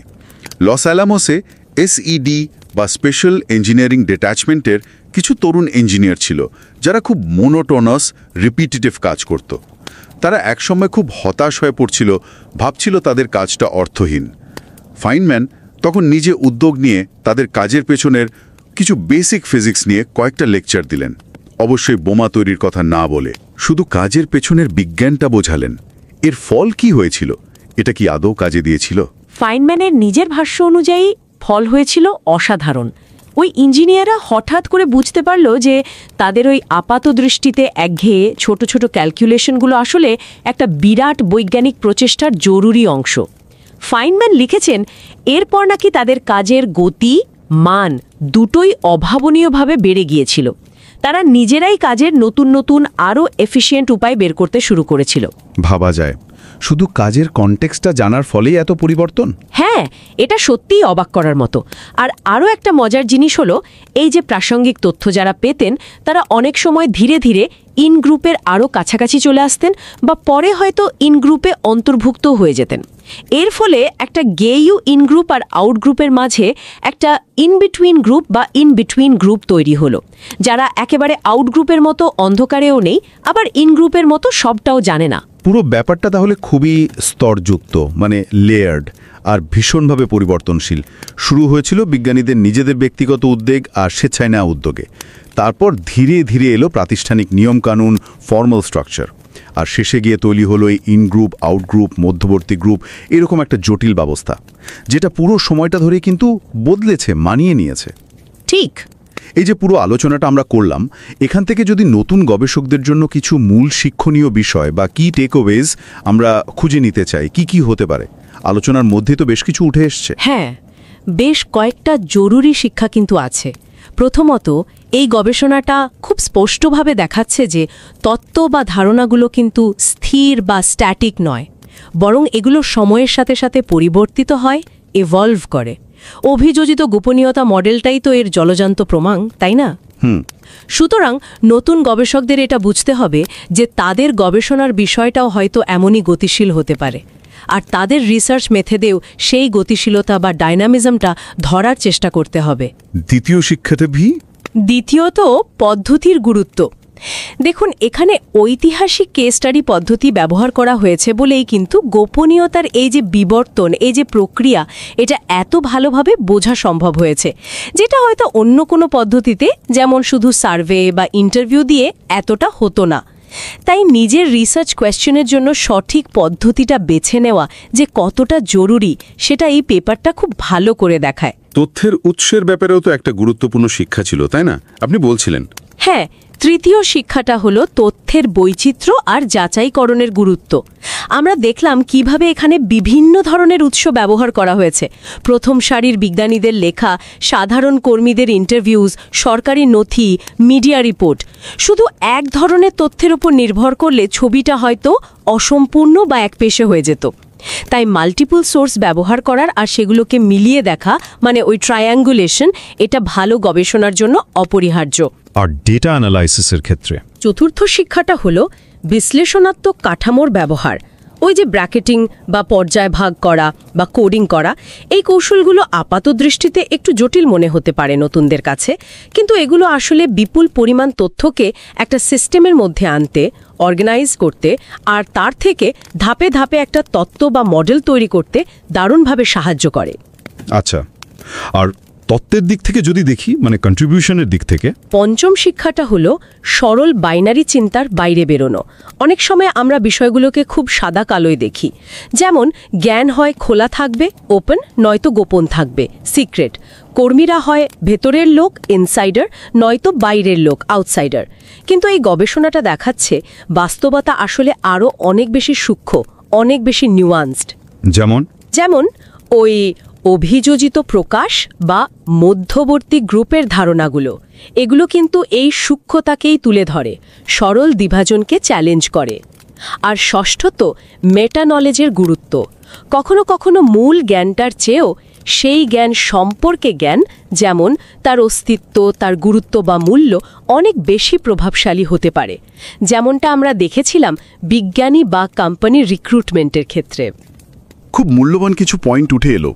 তাহলে পুরো আলোচনাটাকে যদি একবার গুটিয়ে আনার চেষ্টা করি, আমরা দেখলাম যে ম্যানহাটন প্রজেক্টের গোপনীয়তা কোনো একটা স্থির বা একক জিনিস ছিল না, বরং এটা ছিল একটা অভিযোজিত যাত্রা, একটা অ্যাডাপটিভ জার্নি। এর ব্যক্তিগত উদ্বেগ আর স্বেচ্ছাসেবী প্রচেষ্টা দিয়ে শুরু হয়েছিল। তারপর ধীরে ধীরে সেটা প্রাতিষ্ঠানিক নিয়ন্ত্রণে এলো, আরও জটিল হলো। শেষে গিয়ে ইন গ্রুপ, আউট গ্রুপ, মধ্যবর্তী গ্রুপ, এই রকম একটা স্তরযুক্ত ব্যবস্থা তৈরি হলো। আর পুরো সময়টা জুড়েই কিন্তু পরিবর্তনশীল টানাপোড়ানোর সাথে মানিয়ে নেওয়ার জন্যে পদ্ধতি আর প্রকাশের কৌশলগুলো বদলেছে। গতিশীল আর অভিযোজিত, এই দুটো শব্দই মনে হয় সবচেয়ে গুরুত্বপূর্ণ। একদম ঠিক বলেছেন। আর মজার ব্যাপার হলো এই যে ঐতিহাসিক অন্তর্দৃষ্টিগুলো, এগুলোর প্রাসঙ্গিকতা কিন্তু আজও একটুও কমেনি। তাই কিভাবে? গবেষণাপত্রটির শেষ দিকে লেখক যেমন ইঙ্গিত দিয়েছেন, আজকের দিনের দিকে তাকান। ধরুন আর্টিফিশিয়াল ইন্টেলিজেন্স বা এআই নিয়ে যে প্রতিযোগিতা চলছে ওপেন এআই, গুগল এদের মধ্যে, অথবা সেমিকন্ডাক্টর চিপস তৈরির যে লড়াই, আমেরিকার চিপস অ্যাক্ট বা চীন আমেরিকার টেক ওয়ার, কিংবা ধরুন ডিফেন্স টেকনোলজি সেক্টর, যেখানে প্যালেন্টিয়ারের মতো কোম্পানিগুলো কাজ করে। হ্যাঁ, এগুলো চেয়েও তো গোপনীয়তা একটা বড় ফ্যাক্টর। ঠিক তাই। এই সব ক্ষেত্রেই কিন্তু আমরা সেই একই টানাপোড়েন দেখতে পাই। একদিকে নতুন জ্ঞান তৈরি করতে হবে, ইনোভেট করতে হবে, অন্যদিকে সেই জ্ঞানকে রক্ষা করতে হবে, প্রতিপক্ষর থেকে বা ভুল হাতে পড়া থেকে বাঁচাতে হবে। আর এই টানাপোড়েনটা ম্যানেজ করার জন্য বিভিন্ন রকম কৌশলও নেওয়া হচ্ছে, যেগুলো হয়তো ম্যানহাটন প্রজেক্টের কৌশলগুলোরই অন্য রূপ। সুতরাং ওই অভিযোজিত গোপনীয়তার ধারণাটা আজও খুবই প্রাসঙ্গিক। একেবারে শেষে এসে আমার মনে একটা অন্যরকম প্রশ্ন আসছে। এই গবেষণাপত্রটা তো খুব স্পষ্টভাবে দেখিয়েছে কিভাবে এই বিশাল প্রজেক্টের সাফল্য নিশ্চিত করার জন্য গোপনীয়তাকে অত্যন্ত দক্ষতার সাথে পরিচালনা করা হয়েছিল। এটা একটা দারুণ অ্যানালিসিস। কিন্তু পেপারটার 16 নম্বর টিকাতে বা ফুটনোটে একটা নৈতিক প্রশ্নের দিকেও তো একটু আলতো করে ইঙ্গিত করা হয়েছে। হ্যাঁ, আপনি ঠিকই ধরেছেন। টিকা 16তে হিরোশিমা, নাগাসাকির কথা, পারমাণবিক অস্ত্র প্রতিযোগিতা শুরু, এমনকি যারা এই প্রজেক্টে কাজ করেছিলেন তাদের অনেকের যে মিশ্র অনুভূতি ছিল, সেই সব নৈতিক এবং সামাজিক মূল্যের দিকটার কথা উল্লেখ করা হয়েছে।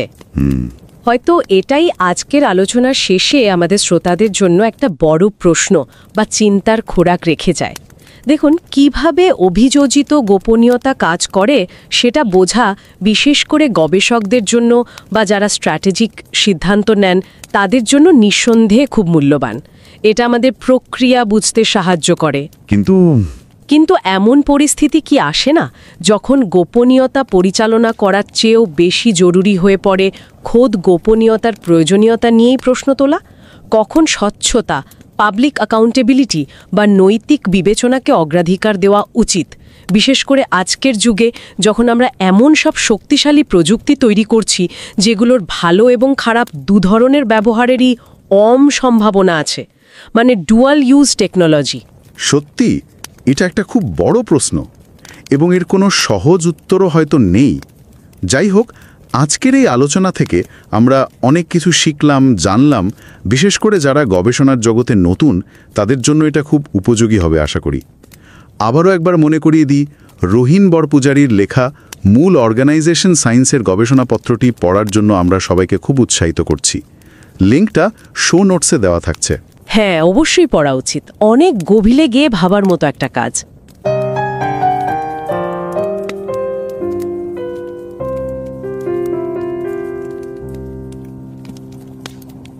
नमस्कार।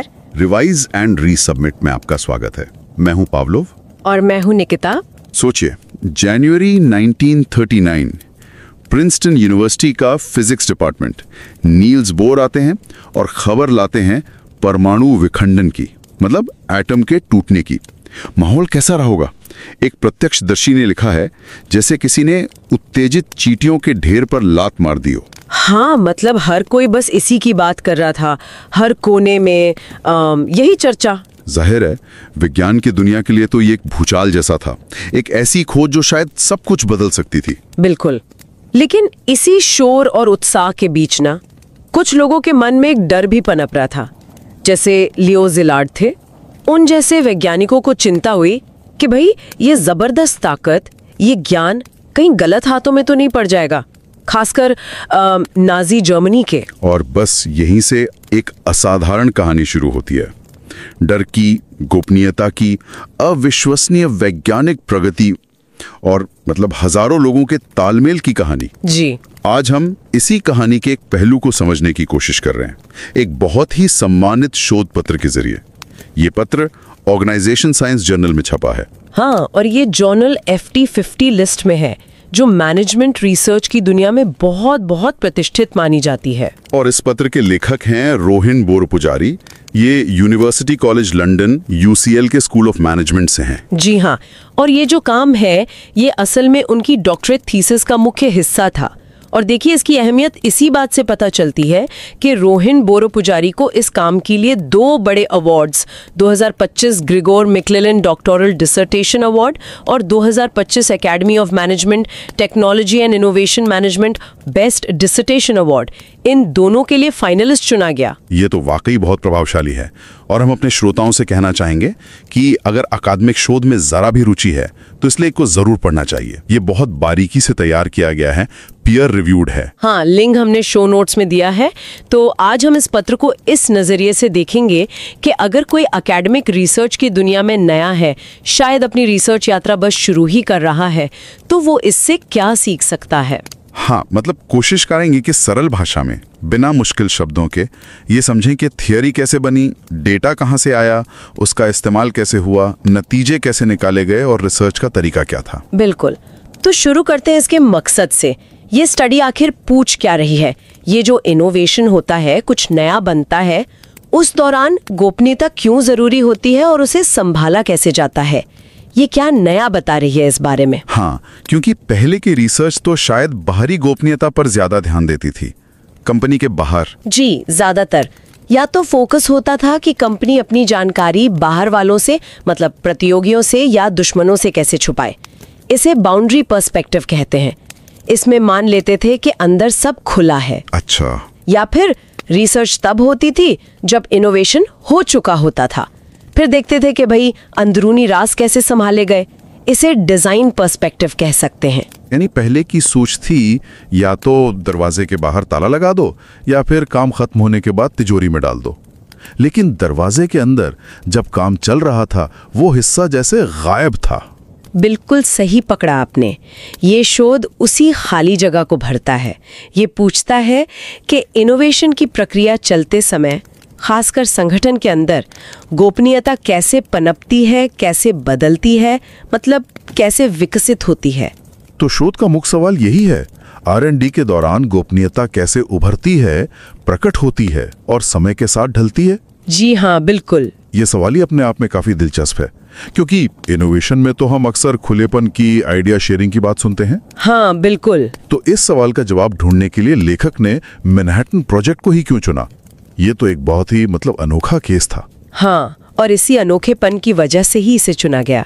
मैनहट्टन प्रोजेक्ट यानी अमेरिका का वो सीक्रेट मिशन, परमाणु बम बनाने का, ये एक चरम केस है, एक्सट्रीम केस। एक्सट्रीम केस, हाँ। यहाँ एक तरफ तो जबरदस्त गोपनीयता थी, कहते हैं शायद सिर्फ 1% लोगों को असली मकसद पता था। सिर्फ 1%? जी, और दूसरी तरफ इसमें 1.25 लाख से ज्यादा लोग शामिल थे, मतलब बड़े पैमाने पर सहयोग भी था। बाप रे, 1,25,000 लोग एक प्रोजेक्ट पर काम कर रहे हैं और 99% को पता ही नहीं कि बन क्या रहा है। ये तो गोपनीयता और सहयोग के दो बिल्कुल विपरीत सिरों को एक साथ लाने जैसा है। हाँ, और यही तनाव, यही टेंशन इस केस को स्टडी करने के लिए आदर्श बनाता है। ये दिखाता है कि इनोवेशन और सीक्रेसी के बीच कितना जटिल, कितना पेचीदा रिश्ता हो सकता है। तो इस रिश्ते को समझने के लिए लेखक ने कौन सा तरीका अपनाया, कौन सी मेथोडोलॉजी? इसके लिए लेखक ने ऐतिहासिक case study, historical case study method का इस्तेमाल किया। ऐतिहासिक केस स्टडी, ये क्या होता है?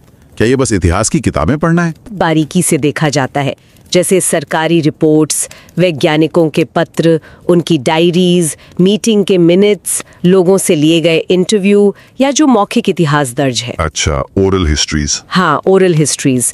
इन सब का बहुत गहराई से अध्ययन होता है। शोधकर्ता एक तरह से जासूस की तरह इन सुरागों को जोड़ता है, ये समझने के लिए कि समय के साथ क्या हुआ, क्यों हुआ और क्या कोई पैटर्न उभर रहा है। तो मैनहट्टन प्रोजेक्ट के मामले में लेखक को ये सुराग कहाँ से मिले, किस तरह का डेटा इस्तेमाल हुआ? स्रोत तो बहुत सारे थे। इसमें सेकेंडरी सोर्सेज थे, मतलब द्वितीयक स्रोत, जैसे रिचर्ड रोड्स की वो मशहूर और पुरस्कार विजेता किताब है the making of the atomic bomb. वो तो पूरे प्रोजेक्ट का बहुत डिटेल ब्यौरा देती है। हाँ, वो तो क्लासिक मानी जाती है। बिल्कुल। और साथ ही जो ज्यादा महत्वपूर्ण थे वो थे प्राइमरी सोर्सेज, यानी प्राथमिक स्रोत। इनमें प्रोजेक्ट के जो मुख्य किरदार थे, जैसे वैज्ञानिक Leo Szilard, project director general Groves, Los Alamos के डायरेक्टर रॉबर्ट ओपेनहाइमर, इनके खुद के लिखे पत्र, मेमो, नोट्स, उनके अपने शब्द। जी, उनके अपने शब्द। इसके अलावा दूसरे वैज्ञानिकों और प्रशासकों के दस्तावेज, प्रोजेक्ट के ऑफिशियल पेपर्स, जैसे आइंस्टाइन और ज़िलार्ड का वो मशहूर पत्र जिसने प्रोजेक्ट शुरू करवाया, या लॉस अलामोस प्राइमर, उस समय के अखबारों की रिपोर्टें भी देखी गई। अच्छा। और यहाँ तक के जो आम वर्कर्स थे उनके इंटरव्यूज भी शामिल किए गए। एक आर्काइव है voices of the Manhattan project, उससे ये लिए गए। अरे वाह, मतलब हर लेवल से जानकारी इकट्ठा की गई। ये तो बहुत बड़ा काम रहा होगा। हाँ, काफी मेहनत का काम था ये। फिर इस सारे डेटा को समझने के लिए इसका विश्लेषण, एनालिसिस कैसे किया गया? कोई खास तरीका था? हाँ, एनालिसिस के कई स्टेप्स थे। पहला था रिकंस्ट्रक्शन, मतलब पुनर्निर्माण। सारे स्रोतों से मिली जानकारी को जोड़कर घटनाओं का एक डिटेल्ड टाइमलाइन बनाना कि भाई कब क्या हुआ। ठीक है, टाइमलाइन बन गई। फिर पूरी स्टडी की अवधि को 1939 से 1945 तक कुछ लॉजिकल हिस्सों में बांटा गया। इसे ब्रैकेटिंग कहते हैं। ब्रैकेटिंग? हाँ, जैसे पहला दौर बुनियादी शोध का 1939-41, दूसरा दौर प्रूफ ऑफ कॉन्सेप्ट और प्रोजेक्ट का स्केल अप 1941-43 और तीसरा तेजी से विकास और उत्पादन 1943-45। अच्छा, तो हिस्सों में बांट दिया। इससे क्या फायदा हुआ? इससे ये समझना आसान हो गया कि हर दौर में गोपनीयता की चुनौतियां क्या थीं और तरीके कैसे बदले, मतलब फेज वाइज एनालिसिस। समझ गया। तो पहले टाइमलाइन, फिर ब्रैकेटिंग। हाँ। इसके बाद हर हिस्से के अंदर डेटा को कैसे परखा गया? इसके लिए कोडिंग तकनीक का इस्तेमाल हुआ। जो आर्काइव के हिस्से थे, जैसे किसी पत्र का हिस्सा या इंटरव्यू का अंश, उनको पढ़कर उन्हें लेबल या कोड दिए गए। कोड्स जैसे? और ज्ञान साझा करने की कोशिशें। लेकिन एनालिसिस करते हुए ना एक और दिलचस्प पैटर्न नजर आया। वो क्या था? जिसे लेखक ने अनुकूली प्रकटीकरण यानी अडेप्टिव डिस्क्लोजर्स का नाम दिया। मतलब जरूरत के हिसाब से थोड़ी बहुत जानकारी देना, न पूरा छिपाना न पूरा बताना। अच्छा, क्या इनके कुछ ठोस उदाहरण दे सकते हैं, जैसे छिपाने का, साझा करने का और इस अनुकूली प्रकटीकरण का? हाँ जरूर। जैसे देखिए, लॉस एलामोस में अलग अलग रंग के आईडी बैच थे। आपका बैच तय करता था कि आप किन बिल्डिंगों में जा सकते हैं, यानी आपको कितनी जानकारी मिलेगी। ये हुआ ज्ञान छिपाने का उदाहरण। ठीक है। दूसरी तरफ वही लॉस एलामोस में हर हफ्ते एक सेमिनार होता था जहां टॉप वैज्ञानिक अपने काम पर खुलकर चर्चा करते थे। ये ज्ञान साझा करने का उदाहरण है, लेकिन हाँ, सिर्फ एक सुरक्षित दायरे के अंदर। और वो तीसरा, अडेप्टिव डिस्क्लोजर? उसका एक क्लासिक उदाहरण है जब बड़ी कंपनी ड्यूपॉन्ट के बोर्ड को प्रोजेक्ट से जुड़ने के लिए मनाया गया। उन्हें ये तो बताया गया कि ये प्रोजेक्ट बहुत महत्वपूर्ण है, राष्ट्रीय सुरक्षा के लिए जरूरी है, पर ये नहीं बताया गया कि ये परमाणु बम बनाने का प्रोजेक्ट है। ये हुआ अनुकूली प्रकटीकरण। समझ गया, मतलब जरूरत के हिसाब से पर्दा उठाना, पर पूरा नहीं। बिल्कुल। तो कोडिंग से ये पैटर्न दिखने लगे।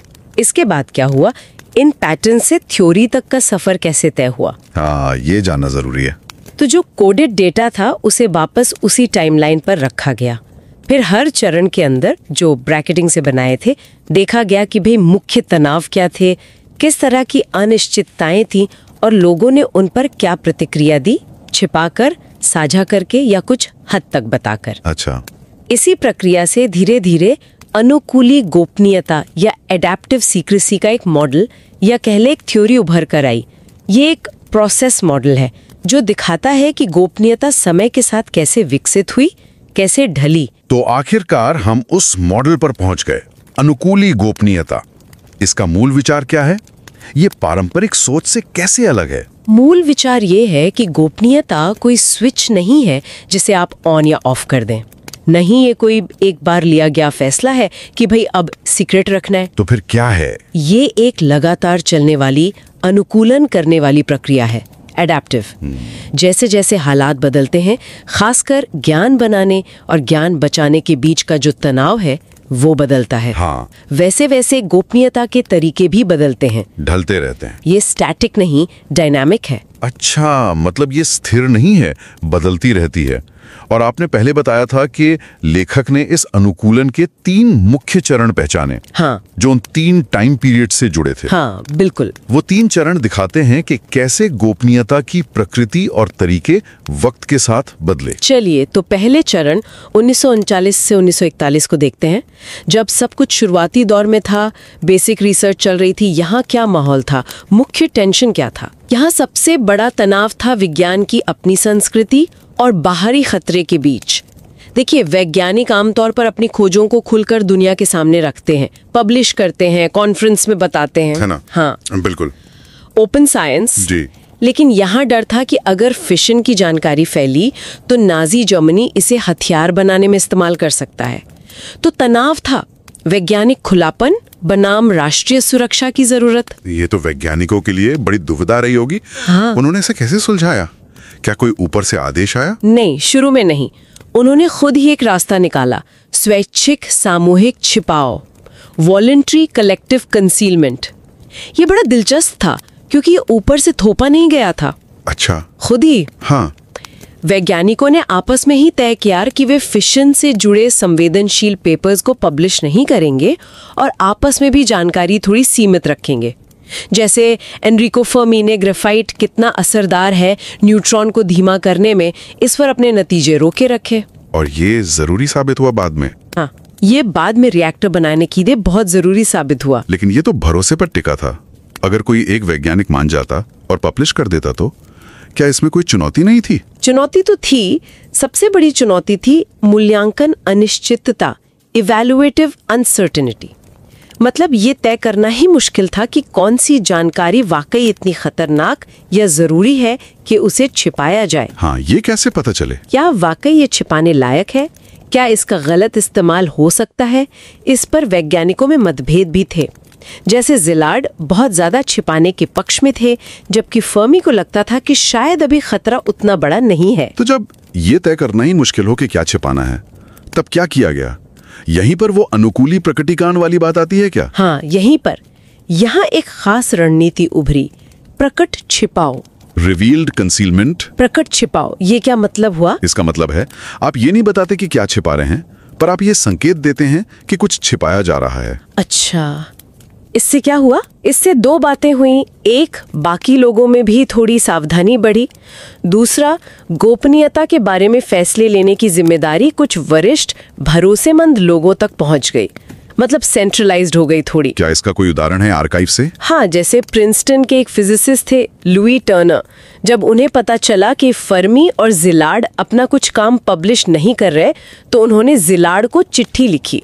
अब टर्नर को ये नहीं पता था कि क्या काम रोका गया है, पर उन्हें ये पता चल गया कि कुछ रोका जा रहा है। इस तरह की घटनाओं से ये मुद्दा ऊपर तक पहुंचा और फिर एक औपचारिक कमेटी बनी जिसने प्रकाशन रोकने का फैसला किया। ठीक है, तो पहले दौर में वैज्ञानिकों ने खुद ही पर्दा डालने की कोशिश की, पर वो नाकाफी था। फिर जैसे जैसे प्रोजेक्ट बढ़ा, जरूरत पड़ी एक ज्यादा संगठित तरीके की, जो हमें दूसरे चरण 1941-1943 में ले जाता है, प्रूफ ऑफ कॉन्सेप्ट और स्केलिंग। यहाँ क्या बदला? यहाँ तक खेल पूरी तरह बदल गया। पर्ल हार्बर पर हमले के बाद अमेरिका युद्ध में शामिल हो गया और परमाणु प्रोजेक्ट को टॉप प्रायोरिटी मिल गई। अब ये कुछ वैज्ञानिकों का प्रयास नहीं रहा। हाँ, अब सरकार आ गई। बिल्कुल, हजारों लोग, सेना, बड़ी बड़ी कंपनियां जैसे ड्यूपॉन्ट, सब इसमें शामिल हो गई। अब मुख्य तनाव था इतने बड़े पैमाने पर फैले हुए काम को तेजी से आगे बढ़ाना और साथ ही उसे टुकड़ों में बांटकर गुप्त रखना, कंपार्टमेंटलाइजेशन जिसे कहते हैं। तो अब गोपनीयता का तरीका कैसे बदला? वो स्वैच्छिक वाला दौर तो पीछे छूट गया होगा। हाँ, वो पीछे छूट गया। अब गोपनीयता संस्थागत हो गई, इंस्टीट्यूशनलाइज्ड कंसीलमेंट। मतलब अब नियम कानून बन गए, फॉर्मल सिक्योरिटी क्लियरेंस सिस्टम आ गया, लोगों को बाकायदा गोपनीयता की शपथ दिलाई जाने लगी, प्रोजेक्ट के हिस्सों को कोड नाम दिए गए। कोड नाम जैसे? सेक्शन। अब फैसले वैज्ञानिकों के हाथ से निकलकर ज्यादातर प्रशासकों, खासकर सेना के जनरल लेस्ली ग्रोव्स के हाथ में आ गए। अच्छा। और अब साफ तौर पर दो ग्रुप बन गए, इन ग्रुप जिन्हें पता था और आउट ग्रुप जिन्हें नहीं पता था।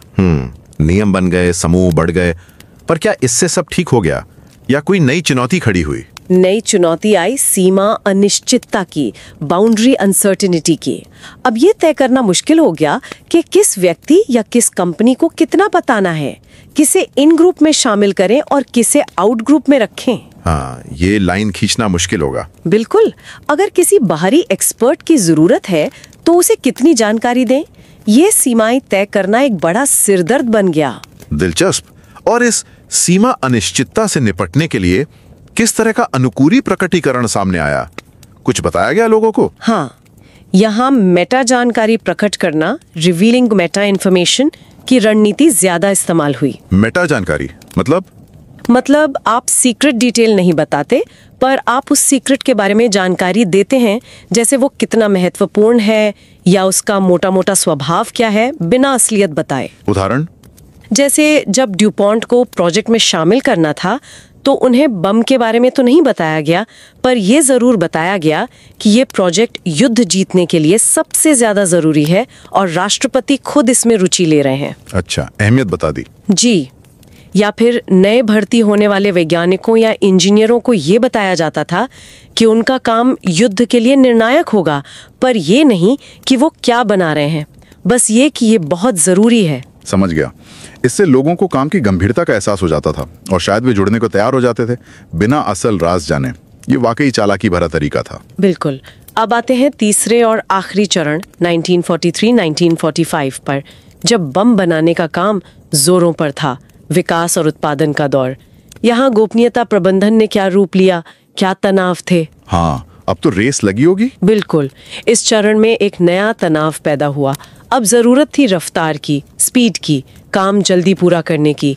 लेकिन जो सख्त गोपनीयता अब तक सुरक्षा के लिए जरूरी थी, वही अब कहीं कहीं रफ्तार में बाधा बनने लगी थी। जानकारी एक हिस्से से दूसरे हिस्से तक आसानी से नहीं पहुंच पा रही थी, कंपार्टमेंटलाइजेशन की वजह से। हाँ, इसका कोई उदाहरण है? हाँ, इसका एक उदाहरण जिलार्ड का ही है। शिकागो में जो टीम रिएक्टर पर काम कर रही थी, जिसके जिलार्ड सदस्य थे, उन्हें पता ही नहीं चल पा रहा था कि यूरेनियम टेट्राफ्लोराइड जो रिएक्टर के लिए जरूरी था, वो दूसरी जगह पर्याप्त मात्रा में बन भी रहा है या नहीं। अरे हाँ, सूचना के अभाव में काम अटका रहा। तो ये रफ्तार बनाम गोपनीयता के तनाव का हल कैसे निकाला गया? क्या गोपनीयता कम कर दी गई? कम तो नहीं की गई, बल्कि उसका तरीका फिर बदला। यहाँ मुख्य रणनीति बनी भौतिक सहस्थापन और अलगाव, फिजिकल कोलोकेशन एंड आइसोलेशन। मतलब सबसे संवेदनशील काम को कुछ खास, गुप्त और दूर दराज की जगहों पर केंद्रित कर दिया गया, जैसे loss Alamos, new Mexico, Oak Ridge, Tennessee और हैनफोर्ड, वॉशिंगटन। इन जगहों को बाकी दुनिया से लगभग काट दिया गया। ये कुछ आज की सिक्योर टेक लैब्स जैसा लगता है, जहाँ सब कुछ एक ही जगह बंद होता है। हाँ, कुछ वैसा ही समझ लीजिए। और इन जगहों के अंदर भी बंटवारा था। लॉस अलामोस में एक टेक्निकल एरिया था जहां सिर्फ क्लियरेंस वाले वैज्ञानिक ही जा सकते थे, बैच सिस्टम और सख्त नियम थे। लेकिन इससे रफ्तार कैसे बढ़ी? मजेदार बात यह है कि इस बाहरी अलगाव ने अंदरूनी खुलेपन को मुमकिन बनाया। लॉस अलामोस के इन ग्रुप वैज्ञानिकों को आपस में खुलकर चर्चा करने की पूरी छूट थी। वो साप्ताहिक सेमिनार होते थे जहां वो अपनी प्रॉब्लम्स और आइडियाज शेयर कर सकते थे। ये रफ्तार बढ़ाने के लिए बहुत जरूरी था। ये तो विरोधाभासी लगता है, बाहर से पूरी तरह बंद पर अंदर पूरी तरह खुला, कम से कम इन ग्रुप के लिए। जी बिल्कुल। पर उन हजारों वर्करों का क्या जो ओक रिज या हैनफोर्ड जैसी जगहों पर काम कर रहे थे, जो आउट ग्रुप में थे और जिन्हें असली मकसद नहीं पता था, उनके साथ क्या चुनौती थी? क्या वो ठीक से काम कर पा रहे थे? उनके साथ चुनौती थी प्रदर्शन अनिश्चितता की। मैनेजमेंट को ये चिंता थी कि अगर वर्करों को पता ही नहीं है कि वे क्या बना रहे हैं और क्यों बना रहे हैं, तो क्या वे मन लगाकर पूरी कुशलता से काम करेंगे? क्या वे मोटिवेटेड महसूस करेंगे? हाँ, ये तो है। और रिपोर्ट्स हैं कि ओक रिज में कई वर्कर कंफ्यूज थे। उन्हें लगता था कि उनका काम शायद बेमतलब का है, बस रोज एक ही काम कर रहे हैं। हाँ, अगर आप रोज कोई बटन दबा रहे हैं या डायल घुमा रहे हैं और आपको पता ही नहीं कि इसका मतलब क्या है, तो बोरियत और हताशा तो होगी ही। इसका क्या समाधान निकला? क्या यहाँ भी कोई खास तरह का प्रकटीकरण हुआ? हाँ, और ये शायद सबसे दिलचस्प अनुकूलन था इस दौर का। यहाँ प्रासंगिक जानकारी प्रकट करने की रणनीति अपनाई गई। प्रासंगिक जानकारी, इसका क्या मतलब है? इसका मतलब है कि आउटग्रुप के सदस्यों को मुख्य रहस्य बम बताए बिना उनके काम के पीछे का थोड़ा तकनीकी संदर्भ या वैज्ञानिक सिद्धांत समझाना, जिससे उन्हें लगे कि हाँ, उनके काम का कोई मतलब है। इसका सबसे मशहूर उदाहरण शायद रिचर्ड फेनमन वाला है, जो बाद में नोबेल प्राइज विनर बने। बिल्कुल वही। लॉस लैलमॉस में कुछ युवा आर्मी इंजीनियर्स थे, SED स्पेशल इंजीनियरिंग डिटैचमेंट। वो IBM के कैलकुलेटिंग मशीनों पर बड़े बड़े उबाऊ हिसाब कर रहे थे। हाँ, वे बस नंबर पंच करते रहते थे और उन्हें कुछ समझ नहीं आता था कि वो क्या कर रहे हैं। वे बहुत फ्रस्ट्रेटेड थे। तो फेनमन ने जाकर उन्हें समझाया, बिना बम का जिक्र किए, कि ये हिसाब किस चीज के हैं, इनके पीछे की फिजिक्स क्या है और ये युद्ध के लिए कितने महत्वपूर्ण है। और इसका नतीजा क्या हुआ उन इंजीनियर्स पर? नतीजा कमाल का हुआ। जैसे ही उन इंजीनियरों को अपने काम का मतलब समझ आया, उनका जोश और प्रदर्शन दोनों आसमान छू गए। वे खुद से नए तरीके ईजाद करने लगे कि कैलकुलेशंस को और तेज कैसे किया जाए। अरे वाह! फेनमैन ने उन्हें बस थोड़ा सा कॉन्टेक्स्ट दिया था, पर उसने उन्हें काम से जोड़ दिया। तो इस तरह एक तीसरा समूह बन गया, इन बिटवीन ग्रुप। जी, ये वो लोग थे जिन्हें मुख्य रास्ता तो नहीं पता था, पर उन्हें अपने काम का संदर्भ पता था, जिससे वो प्रेरित होकर बेहतर काम कर सके। बिल्कुल सही कहा आपने। वे पूरी तरह अंधेरे में नहीं थे, पर पूरी तरह जानकारी में भी नहीं थे। ये बीच का रास्ता रफ्तार और गोपनीयता दोनों को साधने के लिए जरूरी था। तो अगर हम इस पूरी चर्चा को समेटें, इस पूरी कहानी को, तो इस अध्ययन का मुख्य योगदान क्या है? ये हमें गोपनीयता, नवाचार और संगठनों के बारे में क्या खास सिखाता है? मेरे ख्याल से इसके कई अहम योगदान हैं। पहला और सबसे बड़ा, ये गोपनीयता को देखने का नजरिया बदलता है। ये दिखाता है कि गोपनीयता कोई एक बार का फैसला नहीं, बल्कि एक लगातार चलने वाली, बदलने वाली, अनुकूलन करने वाली प्रक्रिया है। ये परिस्थितियों के हिसाब से ढलती है। हाँ, वो डायनामिक वाली बात। जी। दूसरा, ये हमें गोपनीयता प्रबंधन का एक सूक्ष्माधारित माइक्रो फाउंडेशनल नजरिया देता है। माइक्रो फाउंडेशनल, ये थोड़ा भारी शब्द है। हाँ, पर इसका मतलब आसान है। इसे ऐसे समझें जैसे हजारों चींटियां मिलकर एक बड़ा टीला बना लेती हैं। कोई एक चींटी अकेले टीला नहीं बनाती, पर उन सबकी छोटी छोटी हरकतें मिलकर वो विशाल संरचना खड़ी कर देती हैं। अच्छा। वैसे ही ये शोध दिखाता है कि कैसे एक एक वैज्ञानिक, प्रशासक या इंजीनियर के छोटे छोटे फैसले और उनकी आपसी बातचीत, जैसे जानकारी रोकना या थोड़ी जानकारी देना, मिलकर बड़े पैमाने पर संगठन की गोपनीयता की व्यवस्था को बनाते और बदलते हैं। ये सिर्फ ऊपर से आए नियम नहीं है, नीचे से भी बनते हैं। बहुत अच्छा उदाहरण दिया। और तीसरा योगदान? तीसरा, ये संगठन के अंदर ज्ञान के बंटवारे की ज्यादा जटिल, ज्यादा बारीक तस्वीर पेश करता है। सिर्फ जानने वाले और न जानने वाले ही नहीं होते हैं। जरूरत पड़ने पर बीच वाले यानी इन बिटवीन ग्रुप भी बनते हैं, जिन्हें उतनी ही जानकारी दी जाती है जितनी उनके काम के लिए जरूरी हो। ये पहले के मॉडल से ज्यादा नुनका माना समझ है। हाँ, ये इन बिटवीन ग्रुप वाला आइडिया नया है। और चौथा, ये मेटा नॉलेज यानी ज्ञान के बारे में ज्ञान की अहमियत को उजागर करता है। Meta knowledge? हाँ, ये सुनने में अजीब लग सकता है, पर शोध दिखाता है कि असल राज बताए बिना भी सिर्फ ये संकेत देना कि कुछ गुप्त है या ये काम बहुत जरूरी है या काम का संदर्भ बताना, हाँ, ये सब लोगों को प्रेरित करने, जोड़े रखने और सहयोग बढ़ाने में कमाल का काम कर सकता है। ये मेटा जानकारी ही अपने आप में एक शक्तिशाली टूल है। ये वाकई कुछ ऐसे निष्कर्ष हैं जो आज भी बहुत प्रासंगिक लगते हैं। एक बार फिर हम श्रोताओं को मूल शोध पत्र पढ़ने के लिए जरूर कहेंगे, खासकर अगर वे एकेडमिक शोध कैसे किया जाता है इसकी बारीकियों में रुचि रखते हैं। लिंक शो नोट्स में। बिल्कुल, और ये अध्ययन हमें आज के बारे में सोचने पर भी मजबूर करता है ना? मैनहट्टन प्रोजेक्ट तो इतिहास की बात हो गई, लेकिन आज भी artificial intelligence, biotechnology, quantum computing जैसे क्षेत्रों में बहुत हाई स्टेक इनोवेशन हो रहा है। हाँ, जहां गोपनीयता और सहयोग के बीच संतुलन साधना बहुत जरूरी है। बिल्कुल। तो ये एक अहम सवाल है। आज के संगठन मैनहट्टन प्रोजेक्ट से सीखे गए अनुकूली गोपनीयता के सिद्धांतों का इस्तेमाल कैसे कर सकते हैं? वे तकनीकी प्रगति की रफ्तार और उससे जुड़े संभावित खतरों के बीच संतुलन कैसे बनाएं? और इस डिजिटल युग में जहां जानकारी पलक झपकते फैल सकती है, वहां मेटा नॉलेज यानी क्या बताया जा रहा है इसके बारे में जानकारी कैसे सहयोग, प्रतिस्पर्धा और विश्वास को आकार देता है। हाँ, ये कुछ ऐसे सवाल हैं जिन पर शायद हम सबको सोचने की जरूरत है।